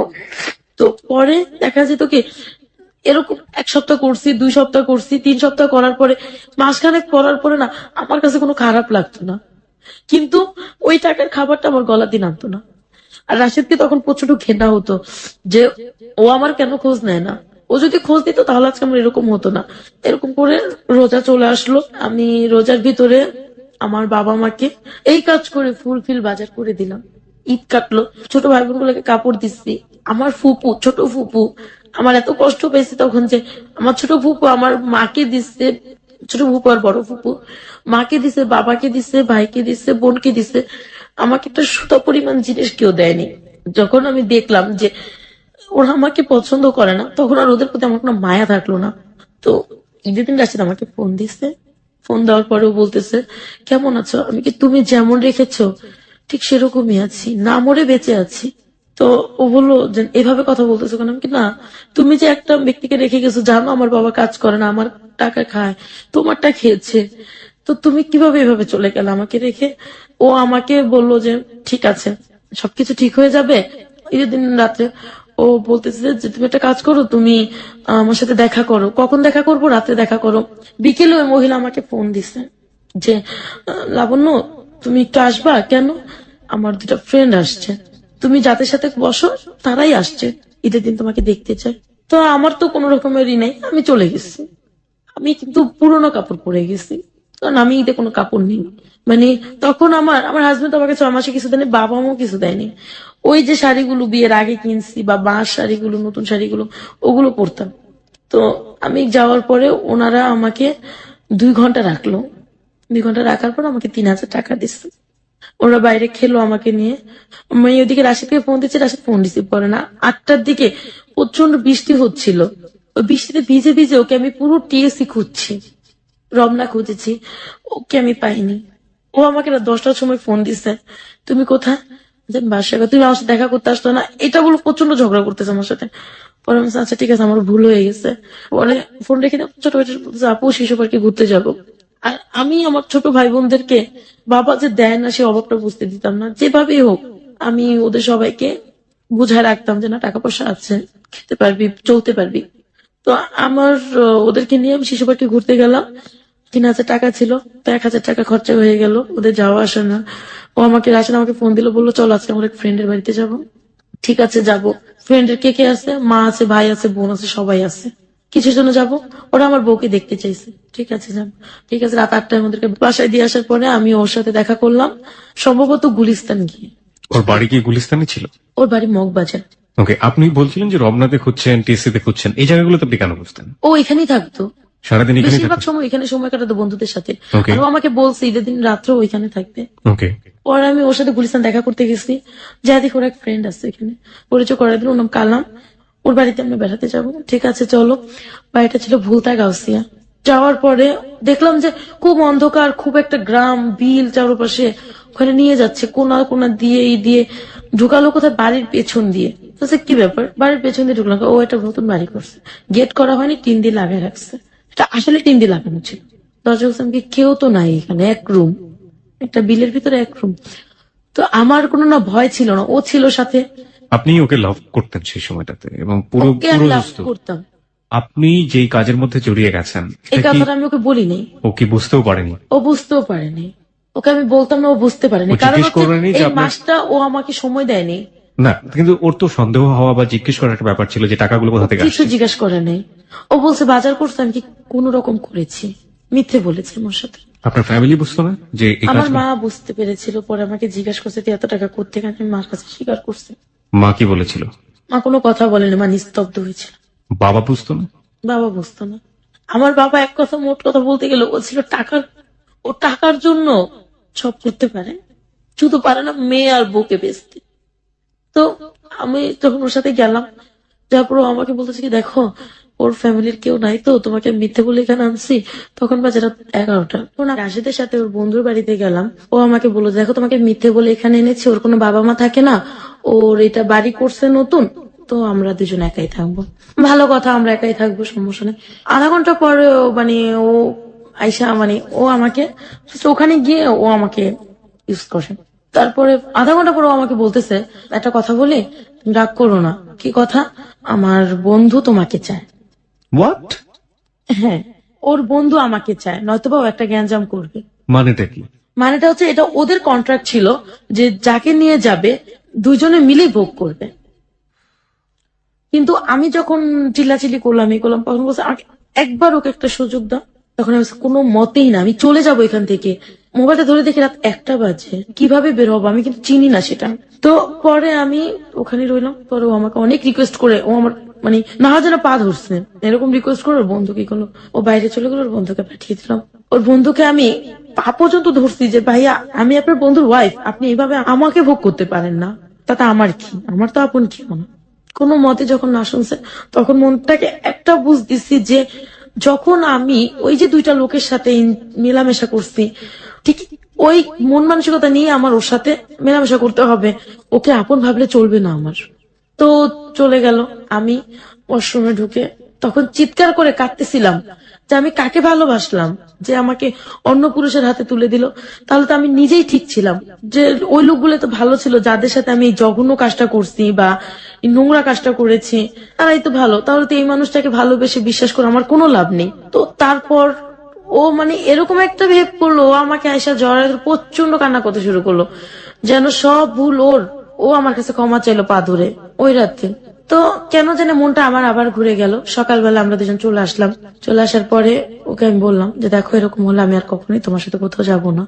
বাই দ্য ওয়ে, আপনি যে এভাবে রাত কাটালেন, আপনার ফ্যামিলি আপনাকে কিভাবে নিল? আমার ফ্যামিলি থেকেও বলে গেছে যে আমরা বেড়াতে যাচ্ছি। আপনার ফ্যামিলি তো জানে যে আলটিমেটলি আপনারা বিবাহিত। হ্যাঁ। ওকে। তো আমি বাসায় ঢুকলাম। এখন আমার বাবা এই আমাদের বিয়ের কথাটা আমাদের গ্রাম সরকারের কাছে জানাই দিচ্ছে। জানাই দেওয়ার পর আমার গ্রাম সরকার আসছে, কাকে বিয়ে করেছে মামুনি দেখি একটু। তখন আমার গ্রাম সরকার একটা দিল যে উঠায় দেবো। এখন উনি আমার বাবার এখন লোভ হচ্ছে যে এখন যদি উঠায় দেই 50,000 টাকা খরচা করলে আমি 1 লাখ টাকা পাবো। কিভাবে? অনুষ্ঠান করলে টাকা উঠবে, ওকে, সবাই গিফট দিবে। গিফট দেবে, আর আমার আত্মীয় স্বজন তো বিশাল বড় লোক। বাই দ্য ওয়ে, এখানে গ্রাম সরকার বলতে আপনি কাকে বোঝাচ্ছেন? ওই চরটা তো একটা গ্রামের মতো ছিল, হ্যাঁ। তো ওখানে এক চেয়ারম্যান মেম্বারের পরে একজন গ্রাম সরকার থাকতো। যে কোনো বিচার আগে গ্রাম সরকারের কাছে যেত, তারপরে মেম্বার, তারপরে চেয়ারম্যানের কাছে যেত। আচ্ছা আচ্ছা। তো তাকে বলার পরে সে বললো যে রাশেদকে বলো তোমার এই এলাকায় তোমাকে আধা কাঠার উপর হলো 1 কাঠা জমি কিনে দিতে হবে আমার মেয়েকে। রাশেদকে বললো এটা? হ্যাঁ, তুমি যে আমার মেয়েকে বিয়ে করবা, তোমার ফ্যামিলি যে আমার মেয়েকে নেবে, বিয়ে তো করেই ফেলেছেন, বিয়ে করার প্রসঙ্গ আসবে কেন? মানে উঠায় দেবে আর কি। আচ্ছা। বা তোমার ফ্যামিলি যে ওকে নিচ্ছে, এখনো তো ফ্যামিলি জানে না, তোর ফ্যামিলি যখন জানবে তখন কি গ্রহণ করবে, যদি না করে তাহলে আমার মেয়ে কোথায় যাবে। তার মানে তুমি আমার মেয়েকে এখানে একটা বাড়ির উপরে 1 কাঠা জমি কিনে দিবে, সে একতলাই হোক 3 সেটই থাক, সেটা বড় কথা না। কোথায় এটা? এটাও চরের মধ্যে হবে, কামরাঙ্গীর চরে। কামরাঙ্গি চরই হবে এটা। তখন ও বললো ঠিক আছে আমি করব। তো এভাবে করে আমাদের সম্পর্ক এগোতে থাকে। 2011 ভালো আছি আমরা, ওর টাকা পয়সা আমাদের সংসার চলতেছে। তো 2012-তে গিয়ে ও আবার গ্যাঞ্জাম করলো আমার সাথে। ঝগড়াঝাটি করার এক পর্যায়ে ও আমাকে ছেড়ে চলে যাবে, এসে অনেক বুঝ করে অনেক মিলমিশ করিয়ে দিল। ঠিক আছে, 6 মাস চলে গেছে। কিভাবে যেন ওর ফ্যামিলি জেনে ফেলছে আমরা বিয়ে করছি। ওর ফ্যামিলি এখন আমাকে ফোন দেয়, আমার উপরে চরম অত্যাচার, তুমি ওকে নেবে না, ও ওর বউ হতে পারো না, তোমার মতো মেয়েকে আমরা ওর বউ করবো না। আর সবচেয়ে বড় ভুল ছিল যে রাশেদ এর আগে আমার ফুপুকে নেয়ার জন্য নাকি ঘরে এরকম ঝগড়াঝাটি করছে। পরে ওরা জানতে পারছে ওনারই ভাস্তি আমি, তার মানে ওই ফুপু যেহেতু এত খারাপ, ভাস্তিটা যাচ্ছে তারও খারাপ। ও বলে যে না, ওর ফুপু যেমনই হোক আমার ওয়াইফ ভালো। এরকম গ্যাঞ্জাম করে টোরে ও বহুবার বিষ খেয়েছে নাকি অভিনয় করেছে জানতাম না। 2013-তে আইসা ওর আমার সম্পর্ক ভালো যাচ্ছে। হঠাৎ করে ও আমাকে একদিন রাত্রে ফোন দিছে, আমি লন্ডন চলে যাচ্ছি, তুমি ভালো থাইকো, সুস্থ থাইকো। ঘরে বাজার টাজার কিচ্ছু দিয়ে যায়নি, হুট করে লন্ডন চলে যাচ্ছে। আর আমার কেন জানি মনে হতো ও আমার জীবন থেকে একদিন যাবেই। তার মানে স্কুলগুলোর সাথে আমার রানিং রাখতে হবে, স্কুলে চাকরি করি আর না করি খুব ভালো সম্পর্ক থাকতে হবে। এই ফ্যামিলিগত ভাবে আমি যেরকমই হই না কেন, কিন্তু শিক্ষকতার দিক দিয়ে আমি খুব কড়া ছিলাম। আমাকে প্রচন্ড ভয় পেত সবাই। আর আমাকে কেউ বলতোই না যে না, আমি ম্যাট্রিক পাস করেছি। সবাই বলতো হয়তো বা ম্যাডাম অনার্স কমপ্লিট করেছে। ও লন্ডন চলে গেল, আমাকে বলছে যায়া ফোন দেবে, আমার জন্য কি কি যেন রেখে গেছে সেগুলো দেবে, কিন্তু এগুলোর কিছুই করেনি। ও যাওয়ার সময় আমি চিৎকার করে কান্না করছি ফোনে, তুমি কিসের ভিতর আমাকে রেখে গেলা, কার কাছে থাকবো আমি, কিভাবে বাঁচবো। আমার বাবা যখন শুনতে পারলো যে ও চলে গেছে, আমার বাবা আমাকে প্রচন্ড মারধর করলো। আমাকে এখন দেখতে পারে না, আমি টাকা পয়সা দিতে পারি না। বাবা কি তখন কোনো কাজ করছে? কোনো কাজ করতেছে না, সে ওই জুয়াই খেলে। জুয়াই খেলে আর ঘরে বসে বসে খায়? ঘরে বসে বসে মানে খাচ্ছে, আপনি যা নিয়ে আসেন সেটা ভেঙে যা নিয়ে নিয়ে খায়। আসতেছি তাই খাচ্ছে, কোনো কাজ নেই তার। এবং তার কোনো লজ্জাও নেই সেটার জন্য। মানে পস্তানো বোধটা ওর নাই। ওনার বয়স কেমন ছিল? মানে লাইক উনি কাজ করতে পারতেন, এই সামর্থ্য ছিল শরীরে? হ্যাঁ, 45। ওকে। তার একটা সবচেয়ে বদ অভ্যাস ছিল, সে যে কোনো দোকানে ঋণ করবে। একসময় দেখলাম কি ঋণের মাত্রা এত হারে বেড়ে গেছে, 3.5 লক্ষ টাকার মতো দেনা হয়ে গেছি আমি। আপনি মানে আপনার কাজের জন্য নাকি বাবা দিনা করে আছে? মানে উনি করে করে আমার নাম দিয়ে আসে, মেয়ে বেতন পেলে দিয়ে দেবো, মেয়ের জামাই দিয়ে দেবে, সবাই তো আমাকে চেনে। কি কিন্তু? সিগারেট সিগারেট এইটা সেটা, এই হাবি জাবি। দেখা যায় কোনোদিন রাশিদের বাজার দিতে লেট হয়েছে, একবেলা চাল নাই, ওই চালটার এটা সেটা আনতো। 2013-তে রাশেদ চলে আসলো দেশে। আসার পরে ও আমাকে বললো আমার বোনটার ইউকে থেকে চলে আসলো, হুম, কি করতে গিয়েছিল এখানে? সেটা আমি জানি না, 16 দিনের মাথায় চলে আসছে। ও কি গিয়েছে না কি আমি তাও বলতে পারবো না, ওর সাথে আমার কোনো যোগাযোগ হয়নি। এই 16 দিন? এই 16 দিন ওকে ফোন দিল, ওর ভাই রিসিভ করে আমাকে বকাঝকা করতো। এই 16 দিনের মধ্যে বাইরে থেকে কোনো ফোন করেছিল আপনাকে? ও আমাকে কোনো ফোনও দেয়নি। ও বলেছিল ফ্যামিলির লোক নাকি আমাকে যোগাযোগ করবে, আমার এই 16 দিনের বাজার টাজার দিয়ে যাবে, ওর এক বোন যাবে, কিন্তু কেউ আমাকে কিছুই করেনি। তো অনেক কষ্ট, অনেক ঋণ টিন করে এই যে এই 16 দিন চললাম, তাও আমি কোনো খারাপ পথে যাইনি। আবার স্কুলে জব শুরু করলাম। তারপরে 2013-তে ওর 21শে ফেব্রুয়ারিতে ওর সাথে আমার সাথে একটা মিথ্যে কথা নিয়ে ঝগড়া লেগে গেল। ও বলছে আমি ছেলেদের সাথে ঘুরতে গেছি, কিন্তু আমি ছেলেদের সাথে না, আমি বাবা মার সাথে ঘুরতে গেছি। ও আমাকে মিথ্যে বলে ও আমার জীবন থেকে একেবারের জন্য চলে গেল। চলে তো গেছে ভালো কথা, ও পাশের প্রতিবেশী যারা ছিল, যাদের সাথে ওর পরিচয় ছিল, ওদের সাথে আমাদের একটা ঝগড়া লাগাই দিয়ে গেছে।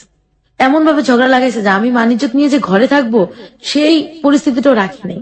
আমাকে আমার বাবা প্রচন্ড মারধর করে আমার শরীর ফেটে রক্ত বেরোচ্ছে, ঘরের ভিতর আটকে রাখছে। পরের দিন সকালে আমার মা আমাকে ঘর থেকে বের করে দিছে। বের করে দেওয়ার পরে আমার বাবা আমাকে কোনো ফোন দিত না, কথা বলতো না আমার সাথে। কোথায় গেলেন আপনি? ওখান থেকে আমি চলে গেছি তরিকুল স্যারের কাছে। তরিকুল স্যার আমাকে স্কুলে জব নিয়ে দিল, এখন থাকার ব্যবস্থা তো সে করে দেবে না। খুঁজতে খুঁজতে একটা বাড়ি পেলাম, যে বাড়িতে নাকি লজিং থাকে, কিন্তু অরিজিনালি আমি যাওয়ার পরে যেটা দেখলাম যে ওই বাড়িতে কোনো লজিং থাকা হয় না, ওই বাড়িতে ফেন্সিডিলের বিজনেস হয়। আমি ওই বাড়িতে উঠলাম, আমি সকালে যেতাম, রাত্রে আসতাম। তো ওই দিক থেকে আমি মাকেও টাকা পাঠাতে হচ্ছে আমার। তখনও বাবা কিছু করে না, আমি চলে আসার পরও। মা বাড়ি থেকে বের করে দিল, তারপর মাকে টাকা পাঠাচ্ছেন? হ্যাঁ, কারণ আমি যদি ওদের টাকা না পাঠাই, ভাই বোন গুলা কি খাবে, বাবা মা কি খাবে, এই সেন্সটা আমার সবসময় কাজ করতো। অথবা আমি যে পথে চলে গেছি আমার বোনটা ওই পথে চলে যাবে। ওকে, তারপর? তারপরে আমি ওখানে উঠলাম, ওঠার পরে দেখলাম যে পরিস্থিতি ভালো।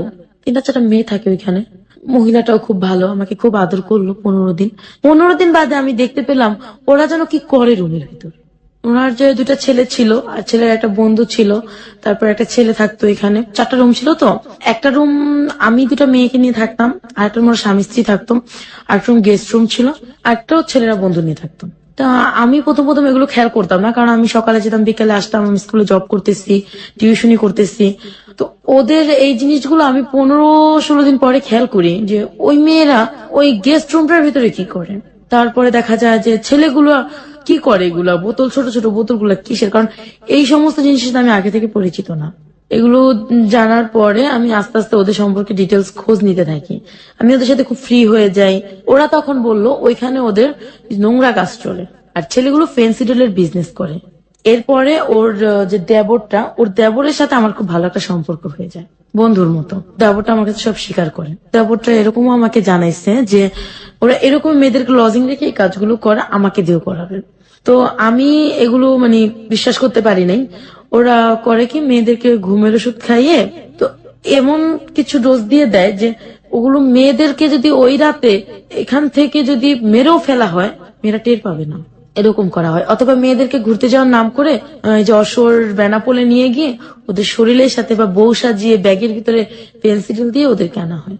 ওই যে ওর দেবরের সাথে আমি একদিন ঘুরতে ঘুরতে, এটা হচ্ছিল হচ্ছে রায়ের বাজার বুদ্ধিজীবীর গদি ঘরে। তো আমি রায়ের বাজার বুদ্ধিজীবীতে ঘুরতে গিয়ে আমার এরকমটি ছিল যে আমি সব শ্রেণীর লোকেদের সাথে খুব ভালোভাবে মিশতে পারি। তো আমি ওই র্যাবের সাথে পরিচয় হলো আমার, কিছু র্যাব ছিল এখানে। আমার চিন্তা ভাবনা ছিল আমি প্রশাসনের সাহায্য নেবো, ওরা যেহেতু আমাকে এরকম করবে। র্যাবের সাথে পরিচিত হলাম, কথা বললাম। তো ওর ভিতরে একটা র্যাব ছিল, নাম ছিল শাকিল। তো ও খুব ভালো ছিল। আর একটা নাম ছিল শাহিন, আর একটা সাব্বির। তো সাব্বির আমাকে দেখে খুব পছন্দ করলো, ওরা আমার সাথে ফ্রেন্ডশিপ হয়ে গেল। 3-4 দিন পরে সাব্বিরকে আমি বললাম, সাব্বির এরকম এরকম হয়েছে, বাসায় ওরা পেন্সিল বিক্রি করতেছে, আমাকে ওরা বিক্রি করে দিতে চাচ্ছে। তো সংক্ষেপে ওদেরকে বলছি ওকে, আমার মোবাইল ছিল না, ওই মহিলার মোবাইলকে আমি আপা বলতাম, ওর নাম ছিল লাকি আপার, নাম ছিল লাকি আপার মোবাইলটা আমি বললাম। ওরা বলছে তোমার সাথে দেখা করি। তো সেই দিন বিকেল আমাকে জানানো হলো যে আমাকে ওরা নাকি দৌলদিয়া নামে একটা ঘাট আছে, সেখানে ওরা 3.5 লক্ষ টাকা বিক্রি করে দিছে। তারপরে আরেক জায়গায় এই ঢাকাতে পুরানা পল্টনে ওদের এক মামার কাছে 75,000 টাকায় 15 দিনের জন্য বিক্রি করে দিছে। মাই গড। তো যেদিন রাত্রে আমাকে ওরা নিয়ে যাবে, আমি জানি না ওদিন রাত্রে ওরা আমাকে নিয়ে যাবে, ওর দেবরা এসে আমাকে বলতেছে যে তুমি যদি এখান থেকে না যাও, তুমি কালকে আর পৃথিবীতে সূর্য দেখবা না। কেন এরকম হয়েছে, তোমাকে ওরা নিয়ে যাবে দৌলতিয়া ঘাটে 15 দিন পরে। আর আজকে রাত্রে তোমাকে ওরা বলে নিয়ে যাবে। তো এর আগে আমি র্যাপকে বলে রাখছি সবকিছু এরকম এরকম করবে ওরা, তুমি আমাকে প্লিজ বাঁচাও। তো সকালবেলা আমি শুনলাম ওরা আমাকে বলছে, জানিস তোর ভাইয়া তো পুরানা পল্টন গেছে, ওর হাজবেন্ড আবার ওর সাথে রাগ করে চলে গেছে, তো তোর ভাইয়া তো চলে গেছে, তো ভাইকে আমরা আনতে যাবো পুরানা পল্টন, তুই কি যাবি আমাদের সাথে? আমি বললাম দেখি কি করতে পারি। এর মধ্যে ওই র্যাপকে ফোন দিচ্ছে ওই লোকের নাম হচ্ছে মিন্টু। মিন্টু ফোন দিয়ে বলছে ওকে কিন্তু নিয়ে যাবে একটু পরে। ঘন্টা খানিকের মধ্যে ওরা ওইখানে ফোর্স নিয়ে চলে গেছে। যাওয়ার পরে এখানে বলতেছে কি হচ্ছে, এখানে কিছুই হচ্ছে না, ঘর চেক করবো ওরা প্রায় 50 বোতলের মতো ফেন্সিডিল পেয়েছে। মানে এরকম একটা মুহূর্তে আসছে যে ওর ঘরে ওর গেস্ট আছে মেয়েদের সাথে, তো ওই অবস্থা ওকে ধরছে। মিন্টু আবার সকালে চলে গেছে, ওই খবর দিয়ে চলে গেছে। ওরা আমাকে নিয়ে উত্তরা চলে গেল, ওইটা উত্তরে গিয়ে মিন্টু রাতে দিয়ে দিল। মিন্টু আবার আমার ফ্যামিলিকে জানাইলো, আমার বাবা বলছে ওই মেয়েকে কোনোদিন ঘরে তুলবা না, তাই আমার মা সেদিন আমাকে গ্রহণ করে নেয়নি। মিন্টু আমাকে এক রাত ওর এক ফ্রেন্ডের বাসায় রাখছে, খুব ভদ্রভাবে খুব সম্মানের সাথে রাখছে, ওর ওয়াইফ বলে। ও ছিল না, ও বলছে আমি রেখেছি, আমি একটু ঢাকার বাইরে যাচ্ছি। পরের দিন ও এই কামরাঙ্গি চড়ে এসে জালুয়ারি চৌরাস্তা আছে একটা, ওখানে এসে আমার জন্য বাসা খুঁজে বের করছে একদিনে। আমি এখানে উঠলাম, তারপরে একদিন আমার মা আমাকে ফোন দিয়ে খুব কান্নাকাটি করতেছে। 2013 এপ্রিল খুব কান্নাকাটি করতেছে, ঘরে খাবার নেই না সেটা। তো পরে আমি কি করবো, তো আমার কাছে তখন টাকা ছিল, আমি ওকে টাকা দিয়ে দিলাম, ওরা খাবার টাবারই করছে। আমি প্রতি মাসে টিউশনি করে যে টাকা বেতন পাই ওর থেকে ওদেরকে দিয়ে দিই, ওর থেকে আমি রাখি। আমার ঘর ভাড়া বেশি ছিল না, এক রুম তো, 2000 টাকা ছিল। আমি কষ্ট করে চলতাম, ওদেরকে আমি কষ্ট দিতে দিতাম না। আমার বাবা অসুস্থ ছিল, তাকে আমি চিকিৎসা টাকা দিয়েছি, ভাই বোনদেরকে দেখেছি। দেখার পরে দেখা যায় কি আমি না কেমন যেন একটা দিন দিন এই যে রোদ্রে ঘুরতে, তারপরে এগুলো করতে করতে বৃষ্টিতে ভিজে আমি অসুস্থ হয়ে পড়ছি। এখন আমি ওই বাসায় থাকতে পারতেছি না, বাসা চেঞ্জ করে ফেললাম। বাসা চেঞ্জ করে আরেক বাসায় গেছি, সেখানে আমি খুব অসুস্থ। এর ভিতরে এক স্কুল টিচারের সাথে আমার পরিচয় হয়েছে, তার বয়স 50-এর উপরে। তো ভালোই কথা টথা বলতো, ফোন টোন দিত না, কম কথা বলতাম। তো ওনার সাথে জাস্ট এমনি কথা টথা হইতো, দেখা করতো আমার সাথে। উনি একদিন আমাকে বিয়ের প্রস্তাব দিল, আমি রাজি হইনি। এই 50 ঊর্ধ্ব লোক? হ্যাঁ, রাজি হইনি। পরে আমি না দিন দিন অসুস্থ হয়ে পড়লাম। অসুস্থ হয়ে পড়ে বাবা মার গাড়ি গিয়ে উঠলাম। ওখানে আমি ডাক্তার দেখালাম, নিঃশ্বাসে প্রবলেম হইতো, আমি নিঃশ্বাস চাতে পারতাম না, আর লিভার একটু সমস্যা হয়েছে। মানে এগুলো তো আমার টাকায় হতো, আমার ফ্যামিলিকেও খরচা দিতাম ওই অসুস্থ অবস্থায়। আমার টাকা যেটা জমানো ছিল আর কি, ওটাতেই হইতো। তো ওই লোক আমার এই অবস্থা দেখে আমার মামা, মানে এই যে গ্রাম সরকার, তার কাছে বিয়ের প্রস্তাব দিল। কোন লোক? যে লোকটা স্কুল টিচার ছিল, 50-এর ঊর্ধ্বে বয়স ছিল, যে লোকটা নাম ছিল তাহির। সে আপনার গ্রাম সরকার পর্যন্ত পৌঁছালো কিভাবে? ওই এলাকারই সে স্কুল টিচার। ওকে। তো ওই হিসেবে সে বলছে, আর আমাদের সম্পূর্ণ দায়িত্ব ওই গ্রাম সরকার নিয়েছিল। তো ওনার কাছে বিয়ের প্রস্তাব দিল। আমাকে জিজ্ঞাসা করা হলো, তখন তো আমি খুব অসুস্থ, আমার একজনের হেল্প চাই, বাবা মা আমাকে রাখবে না। আমি বাবাকে বললাম দেখো তো অনেক বয়স্ক, কিভাবে কি হয়। বাবা বললো না সমস্যা নেই, মানে ডাইরেক্টলি বললো বয়স্ক লোক নাকি বউ ভালোবাসে বেশি। আপনার বাবা আপনাকে এটা বললো? আমার বাবা মাকে বলছে। আপনার বাবার তখন বয়স কত? 45। বাবার বয়স 45, বাবার জামাই হবে 50 ঊর্ধ্ব। হ্যাঁ, তো এর ভিতরে মা বলছে যে গ্রাম সরকারের খোঁজ খবর নিতে। উনি কি খোঁজ খবর নিতে আমি জানি না। ঠিক এক সপ্তাহের মাথায় আমার বিয়ে দিয়ে দিল, 7ই আগস্ট 2013। তো পরবর্তীতে প্রিয় শ্রোতা, this is not story of চিনি কম। আপনারা নিশ্চয়ই অমিতাভ বচ্চনের সেই ছবিটা দেখেছেন। অমিতাভ বচ্চন এবং টাবুর ছবি ছিল চিনি কম, আমার অনেক পছন্দের একটা ছবি। লাইফে ঘটনা ঘটে, বাট এত সুইট ওয়ে তো ঘটে না, এটাই রিয়েলিটি। ঠিক আছে, যাই। তারপর বিয়ের দিনও আমার কাছে কেন জানি মনে হয়েছে আমি তো অসুস্থ, আমি জাস্ট উঠতে পারি, বসতে পারি, মানে কাজকর্ম কিছুটা করতে পারি। তখন স্কুল থেকে আমি চাকরি ছেড়ে দিচ্ছি। বিয়ের দিন সকালও জানি আমার কেন মনে হলো আমি বিয়েটা করব না, কিন্তু চিন্তা করলাম যে বাবা মার ঘাড়ে বসে না থেকে তারপর মামা বিয়েটারই করছে, করে দেখি যদি জীবনের কিছু চেঞ্জ হয়। তো বিয়েটা হলো, আমাকে সেদিন নিয়ে যাওয়া হলো পাশের গলিতেই, বাসা ভাড়া নিচ্ছে সেখানে। বিয়ের দিন রাত্রেই তার বড় ওয়াইফ তাকে ফোন দিছে, ফোনটা রিসিভ করছি আমি। সে বললো তুমি কে? আমি তার ওয়াইফ। তুমি তার ওয়াইফ কিভাবে হও? এমনকি তাকে বিয়ের আগে আমার মামা গ্রাম সরকার, যাকে আমরা মামা বলি, সে ওর ভোটার আইডি কার্ড, তারপরে স্কুল সার্টিফিকেট, কলেজ সার্টিফিকেট, কোন স্কুলে জব করতেন সেগুলো, বড় বউর সাথে ডিভোর্স হয়েছে সে ডিভোর্সের পেপার সবকিছু নিয়ে নিছে। তারপরে আমি বলছি আপনার সাথে তো ডিভোর্স হয়ে গেছে। হ্যাঁ, তো আমি ফোন সমস্যা, আমার তো সন্তান আছে না। ভালো কথা, সন্তান আছে যেহেতু, আমি সেও তার কিছু বলিনি। ওনার সাথে কথা বলছে 1 দিন 2 দিন 3 দিন। আমি তো অসুস্থ, যেটা সত্যি কথা বলতে কি আমার হাজবেন্ডের সাথে আমার কোনো সম্পর্কই ছিল না, মানে স্বামী স্ত্রীর পরে যে সম্পর্ক। বিয়েটা হয়েছে আমার, স্বামী স্ত্রী সম্পর্ক, এক্স্যাক্টলি এক্সিস্টিং যে রিলেশনশিপ হ্যাঁ, পঞ্চশোর্ধ স্বামী স্ত্রীর কোনো সম্পর্কই তার সাথে ছিল না। কারণ আমি অসুস্থ, তার ভিতরে তার ওয়াইফ ফোন দিছে, এটা আমার বিবেকে বাজছে, কেন ফোন দেবে? তো এভাবে করে তার সাথে প্রায় 1 সপ্তাহ কেটে গেল। 1 সপ্তাহ কেটে যাওয়ার পর তার আরেকটা ওয়াইফ আমাকে ফোন দিছে। তখন আমি মানে তার ফোনে আমি ইউজ করি, তো আমি বললাম আপনি কে? তো ওর নাম ছিল রনি। আমি রনি না ননি জানি, চিটাগং বাড়ি তাদের, চিটাগং থেকে ননি বলছি। তো আপনি কাকে চান? বললাম তাহেরকে চাই। তা আপনি কি হন? আমার ওয়াইফ। কিভাবে হলো? সাথে সাথে আমি বললাম কিভাবে হলো, কারণ যেহেতু তার এক ওয়াইফ ডিভোর্স প্রাপ্ত, আমি আছি, সো তো আমি দ্বিতীয় ওয়াইফ, তার আর কোনো ওয়াইফ নেই। আপনি কে তাহলে? আপনি যাকে বিয়ে করেছেন তার আমি এক ওয়াইফ, আপনি তৃতীয় ওয়াইফ, আমি দ্বিতীয় ওয়াইফ। উনিও ডিভোর্স? না। তো আমি বললাম আপনি আমাকে কেন ফোন দিচ্ছেন? আমি বাবা মাকে সবকিছু জানাইছি, মামাকে সবকিছু জানাইছি, তাকে বলছি। সমস্যা কি, সে গ্রামে থাকবে, আপনি ঢাকায় থাকবেন, এইভাবে সে আমাকে বললো। আমি এভাবে ঘর করতে পারবো না, যেহেতু মানে আপনার সাথে আমার সাথে স্বামী স্ত্রীর কোনো সম্পর্ক নাই, সেও তো আপনার সাথে আমি ঘর করতে পারছি না। নামমাত্র স্বামী স্ত্রী? হ্যাঁ, না মাত্র স্বামী স্ত্রী, এটাই রিয়েল ছিল আর কি। তো আমার খুব একটা সন্দেহ হতো, তার ওয়াইফ ফোন দিত, কথাবার্তা বলতো, বড় ওয়াইফ ফোন দিত, দুজনেই আমার সাথে কথা বলতো। হঠাৎ একদিন 15 দিন যাওয়ার পরে তার সেকেন্ড ওয়াইফ আমাকে বলল সে নাকি লাইগ্রেশন করা, যেটা একটা পুরুষ করলে তার কখনই কোনো সন্তান আসবে না। আমি একটা অল্প বয়সের মেয়ে, আমি কিভাবে এটা মেনে নেই? আমার সন্তান থাকবে না, আর সন্তান থাকবে না এই জিনিসটা আমি কখনোই মানতে পারিনি। এগুলো নিয়ে ঘটমট করতে করতে গ্যাঞ্জাম হচ্ছিল। মা আমার কাছে, গ্রাম সরকারকে বিচার দিলাম। সবাই বললো যে এই মেয়েকে আপনি কি করলেন, এই মেয়েকে আপনি কেন জীবনটা নষ্ট করলেন? আপনি জানতেন আপনি লাইগ্রেশন করা, আপনি কেন মেয়ে? ওর এক কথাই বলতো যে ও সন্তান আনুক, পালতে আনুক। আপনার হাজবেন্ড? হ্যাঁ, ও সন্তান পালতে আনবে, আমি তাকে মানুষ করবো। আমি আমি কোনোদিন না, আমি যত মা হওয়ার ক্ষমতা রাখি সেও তো আমি একটা সন্তান পালতে আনতে পারি না। এই জিনিসটা আমার কাছে ঘোর নাকচ ছিল যে আমি পালতে আনবোই না। তো এরকম করে তার সাথে ঘটির মটির করে আমার 1.5 মাস গেছে। যাওয়ার পরে আমি বললাম যে আমি আপনার সাথে ঘর করবো না, ঘর করবো না বলছি। পরে সে আমাকে প্রচন্ড মারধর করলো। আমার সবচেয়ে কষ্ট লাগতো ওইখানে যে সে কোনো বাজার করতো না ঘরে। 1 কেজি চাল, 1 কেজি আলু, একটু ডাল, একটু ডিম আর মরিচ, এছাড়া সে কিছুই আনতো না। এগুলো খেতে খেতে এক সময় আমি অসুস্থ হয়ে পড়লাম। আমার আবার সেই গ্যাস্ট্রিকের প্রবলেমটা দেখা দিল, আর আমার নিঃশ্বাস ছাড়তে খুব কষ্ট হতো। আমি খুব অসুস্থ, আমি বিছানা থেকে উঠতে পারি না। তারপর একদিন খুব শক্তি করে উঠে আমি তার সাথে প্রচন্ড ঝগড়া করলাম, আমি আপনার সাথে ঘর করবো না, আমি কিভাবে বাঁচবো এইভাবে। তারপরে সে বলল তুই কেন থাকতে পারবি না? তুই থাকতে হবে তোকে, তোর বাবা মার কাছ থেকে। বাবা মার নাই, কোত্থেকে আনবো? বাবা মারও দুঃসাহ জীবনযাপন কাটাচ্ছে, কারণ আমি দিচ্ছি না তাদেরকে, আমি কোত্থেকে দেবো? সে আমাকে মারধর করলো, প্রচন্ড মারধর করে। ঘরে একটা লাঠি ছিল আমার, লাঠিটা দিয়ে আমাকে পেটালো। তো পরবর্তীতে মানে সে আমার বাবা মাকে কোনো খবর দেয়নি, পাশের ভাড়াটিকে কোনো খবর দেয়নি, সে চলে গেছে। তখন আমি সারাদিন আমার মাকে আমি ফোন না দিছি, না গিয়েছি, তখন আমার মা আমাকে খোঁজ নিতে আসছে।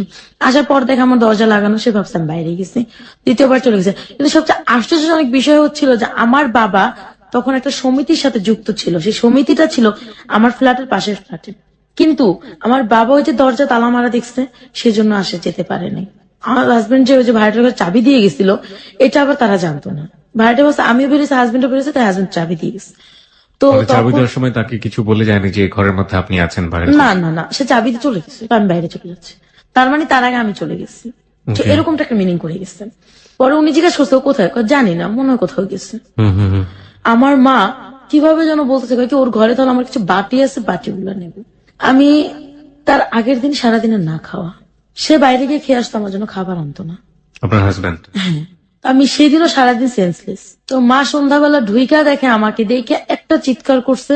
এক চিৎকার আমার বাবা মা সব চলে, বাবা পাশের ফ্ল্যাটে ছিলেন, সে তার ভাড়াটা সব চলে আসছে। আসার পর ওইখানে আমাকে সুস্থ করে আমাকে ওইখান থেকে বাড়ি নিয়ে যায়। এরপর আর কোনো দিন মানে ওই দিন থেকে সেপ্টেম্বর অক্টোবর থেকে এই পর্যন্ত আমার হাজবেন্ডের সাথে আমার আর কোনো যোগাযোগ হয়নি। তার মানে কাকতালীয় ভাবে সেদিন যদি আপনার রুমে আপনার মা না ঢুকতেন তাহলে আপনি ওখানে তাহলে মারা আমাকে যেতেন।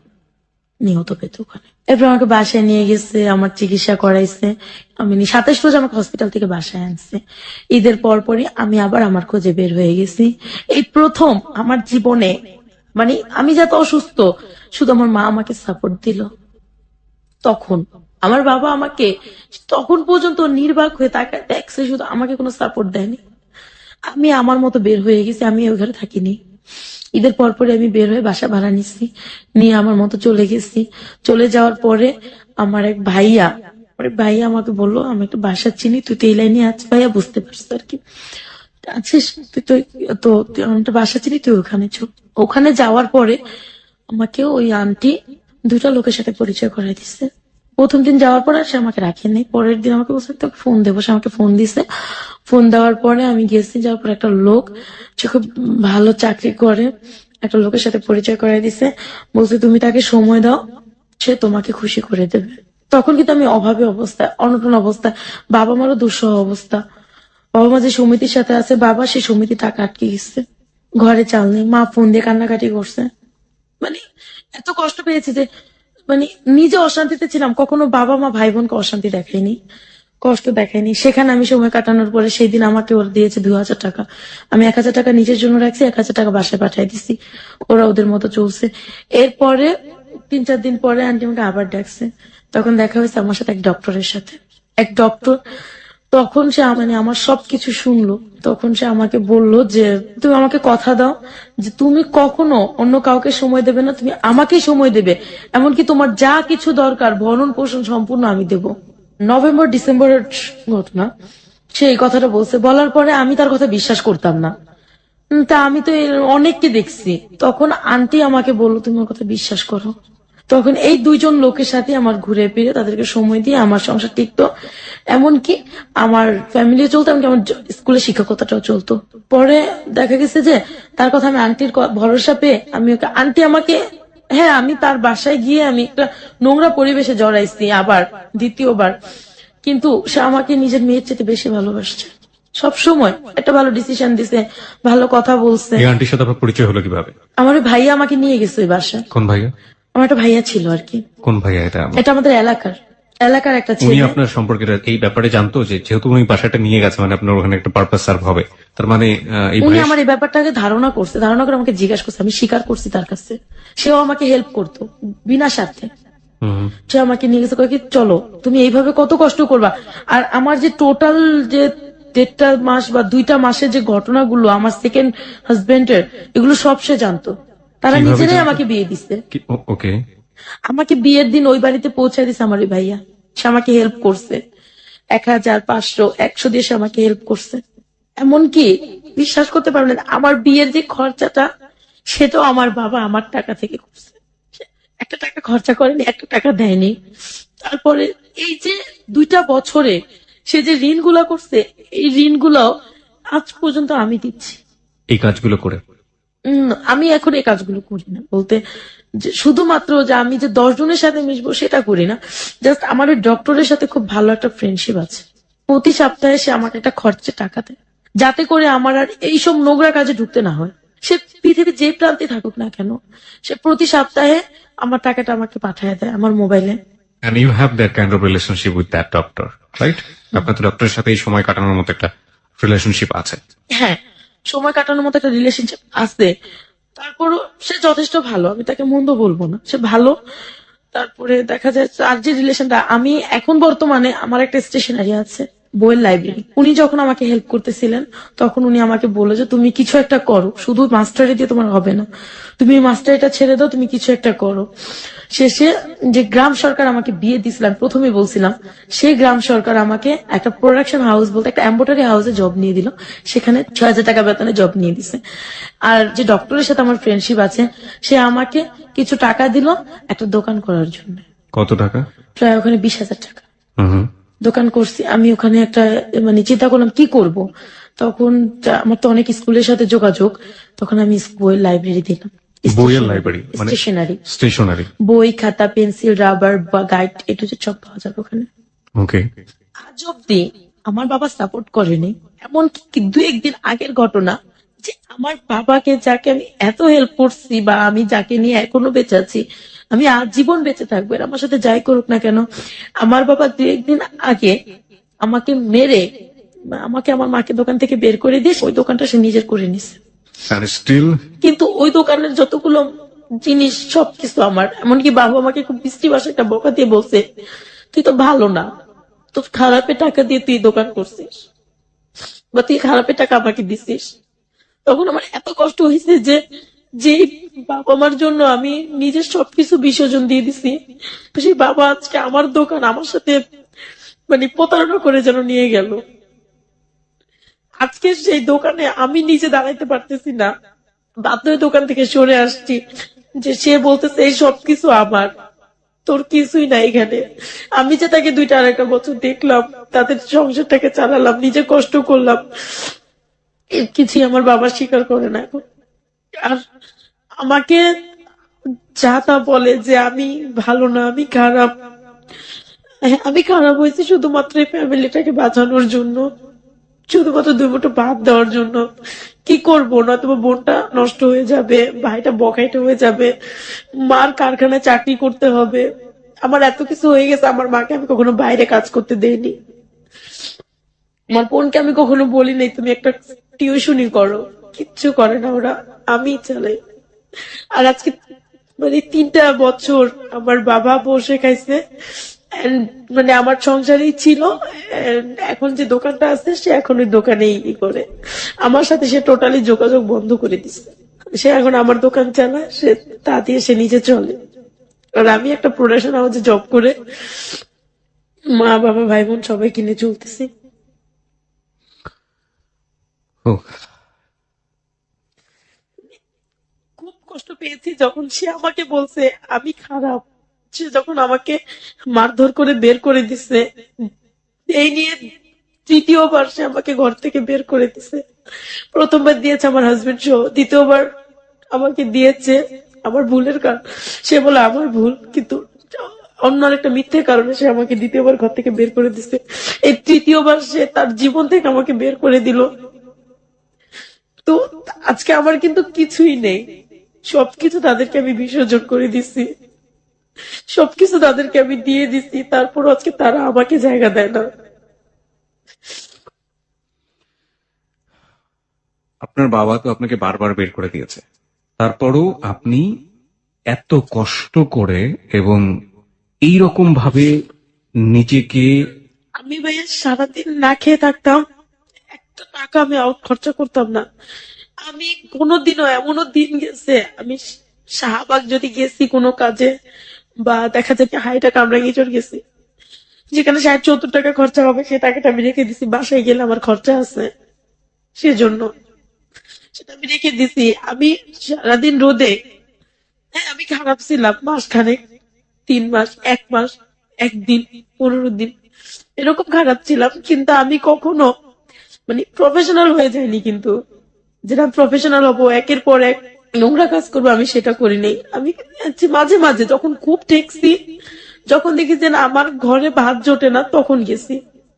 আর না তো আমি এই রোদে রোদে টিউশনি করে কষ্ট করে সবকিছু করে, আমাকে কেউ সাপোর্ট দেওয়ার ছিল না, আমাকে কেউ সাপোর্ট দেয়নি, আমার ফুপু, আমার খালারা, আমার মামার আমাকে কেউ সাপোর্ট দেয়নি, আমার চাচুরা, তাহলে এমনকি নিজের বাবা মাও আমাকে সাপোর্ট দেয়নি। কিন্তু হ্যাঁ, আমার আজকে আমি স্বীকার করতে বাধ্য যে আমার এত কিছুর পরও আমার মা আমার সাথে আছে, আমার মা তার স্বামী ছেড়ে আমার সাথে আছে। আপনার মা ধরেন কিছুদিন পরে তার স্বামীর কাছে ফিরে গেল, কেউ আপনার সাথে নেই এবং এই মানুষগুলোর মুখে অন্ন জড়ছে না, আগের মতোই অবস্থা, তারপরেও কি আপনি তাদেরকে আমি দেখবেন? সারা জীবন তাদেরকে দেখবো। আমি যদি কারো জীবনেও যাই, কারো সংসারেও যাই, তারপরেও আমি তাদেরকেই দেখবো। আমার সবকিছু ফেলে আমি আমার এই বোনটা, যতদিন আমার বোনটার বিয়ে না হচ্ছে, যতদিন আমার ভাইটার বড় না হচ্ছে, কাজের ব্যবস্থা না হচ্ছে, ততদিন আমার মা যতদিন বেঁচে আছে, আমি ততদিন তাদেরকে দেখবো। এই সমাজে ভালো লোকের মানুষের সংখ্যাও বেশি, কিন্তু তারা অনেক বেশি সাইলেন্স থাকে। আজকে আপনি হ্যালো 8920 তে এসে আপনার জীবনের যে কথাগুলো আপনি বললেন, এই কথাগুলোই তো অনেক সময় নেগেটিভ হয়ে যেতে পারে আপনার বোনের বিয়ের জন্য। আপনি এটা কখনো ভেবেছেন?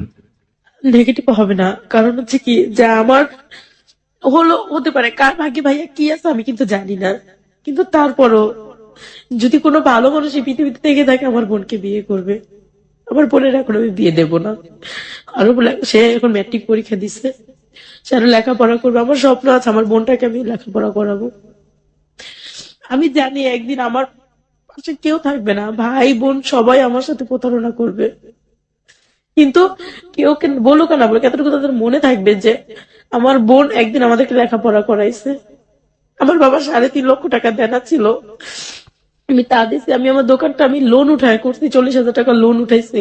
আমার ফ্রেন্ড আমাকে 20,000 টাকা দিচ্ছে, তারপরে তো প্রতি সপ্তাহে খরচ দিচ্ছে, আমার বেতনের টাকা আছে। আমি সবকিছু মিলে আমি আমার দোকানটা দিছি। অনেক স্বপ্ন ছিল আমি দোকানটা বড় করবো, কিন্তু আমার বাবা আমাকে সেই স্বপ্নটা অন্তত পূরণ করতে দেয়নি। সে আমাকে ডাইরেক্ট বলছে যে এই দোকান তার, আমার না।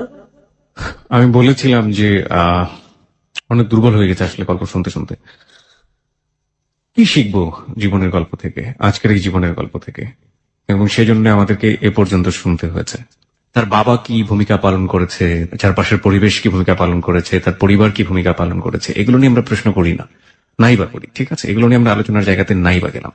ওর একটা ভূমিকা আজকে আমাদেরকে অনেক কিছু শিখিয়েছে, সেটাকে আমি একটা প্রশ্নের মাধ্যমে ক্লিয়ার করে দিচ্ছি আপনাকে। আচ্ছা, আপনার প্রতি এত খারাপ আচরণ করলো, এত এত খারাপ আচরণ করলো, আপনি একের পর এক কষ্ট পাচ্ছেন, আগুনে পুড়ছেন, তারপর আপনি কেন মনে করেন যে আপনার বাবা বা আপনার ফ্যামিলিকে আপনি এত কষ্ট করে হলো, এত স্যাক্রিফাইস করে হলো আপনার দেখা উচিত? কারণ হচ্ছে যে আমার বাবা এখন আর জুয়া খেলে না। আমি যদি ওদেরকে না দেখি, আমার বাবা কি করবে আমি সেটা বলবো না, সে কি করতে পারে সেটাও আমি বলবো না। কিন্তু আমার মা, আমার মা হয়তোবা এই বয়সে সে হয়তোবা বিভিন্ন কারখানায় কাজ করতে নেমে যাবে। আমার বোনটা হয়তো বা টাকার জন্য আমার বোনটাকে চাপ দেওয়া হবে আমার মতো, আমাকে যেরকম আমার বাবা দিয়েছে যে তুমি এত বড় হয়েছে, তুমি কেন বেকার করে বসে খাও, তো হয়তো বা চাপ দেওয়া হবে। কিন্তু আমার বোনটা তখন দেখা যাবে কি কোনো পথ পাবে না, আমার মতো এরকম হয়ে যাবে। আমি চাই না আমার বোনটা হোক, আমি চাই না আমার ছোট ভাইটা টাকার জন্য সন্ত্রাসী হোক, আমার ছোট ভাইটা বখাটে রাস্তার ছেলে হোক, কেউ ওকে খারাপ ভাষায় বকা দেখ যে তুই বখাটে ছেলে, তুই খারাপ, বা আমার বোনটাকে বকা দেখতেও আমি কিচ্ছু চাই না। আমি চাই ওরা সবসময় সুখে থাকবে, সবসময় ভালো থাকবে। প্রিয় শ্রোতা, এই হচ্ছে লেসন, এই হচ্ছে লাবণ্যের জীবনের গল্প। রবীন্দ্রনাথের শেষের কবিতার লাবণ্য নয়, একেবারে এই সমাজের প্রান্তিক সমাজের খেটে খাওয়া এবং সমাজ যাকে তার নামের যে অর্থ বা মাধুর্য, সেই মাধুর্যের মতো করে বড় করতে পারে না, সেই রকম একজন লাবণ্য, তার জীবনের গল্প।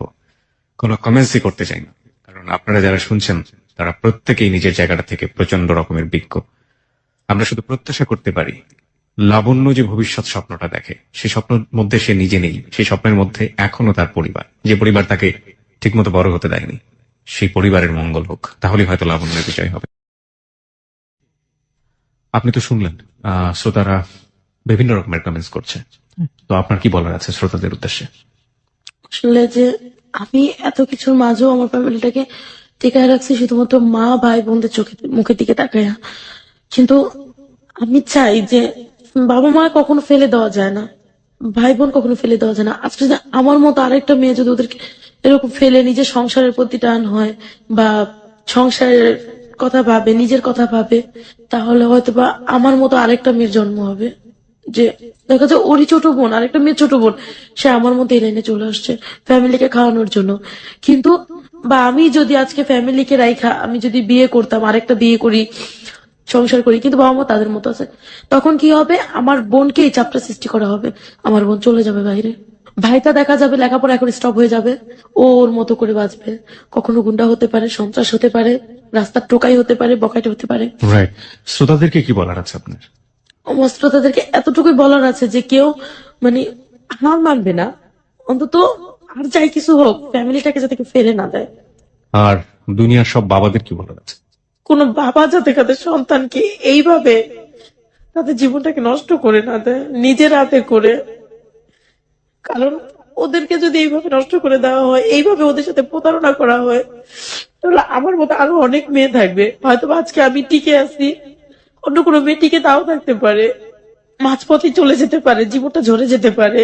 তাই বাবাদেরকে এতটুকু বলার আছে যে তারা যাতে কোনোদিন মেয়েদেরকে এভাবে চাপ সৃষ্টি না করে, নিজের যতটুকু শক্তি আছে যতক্ষণ খাটতে পারেন, রিক্সা চালায় হলো এই মেয়েদেরকে খাওয়ান, অথবা নিজের সংসারটাকে চালান, মেয়ের উপর চাপ দিয়েন না। এত চাপ না, শাসন করেন, চাপ দেন যে তুমি বড় হয়েছো কিছু করো, কিন্তু এইভাবে না যে নিজের বাণিজ্য সম্মান সব বিক্রি করে দিতে হবে, এগুলো ঠিক হবে না। প্রিয় শ্রোতা, এখানেই শেষ হচ্ছে লাবণ্যের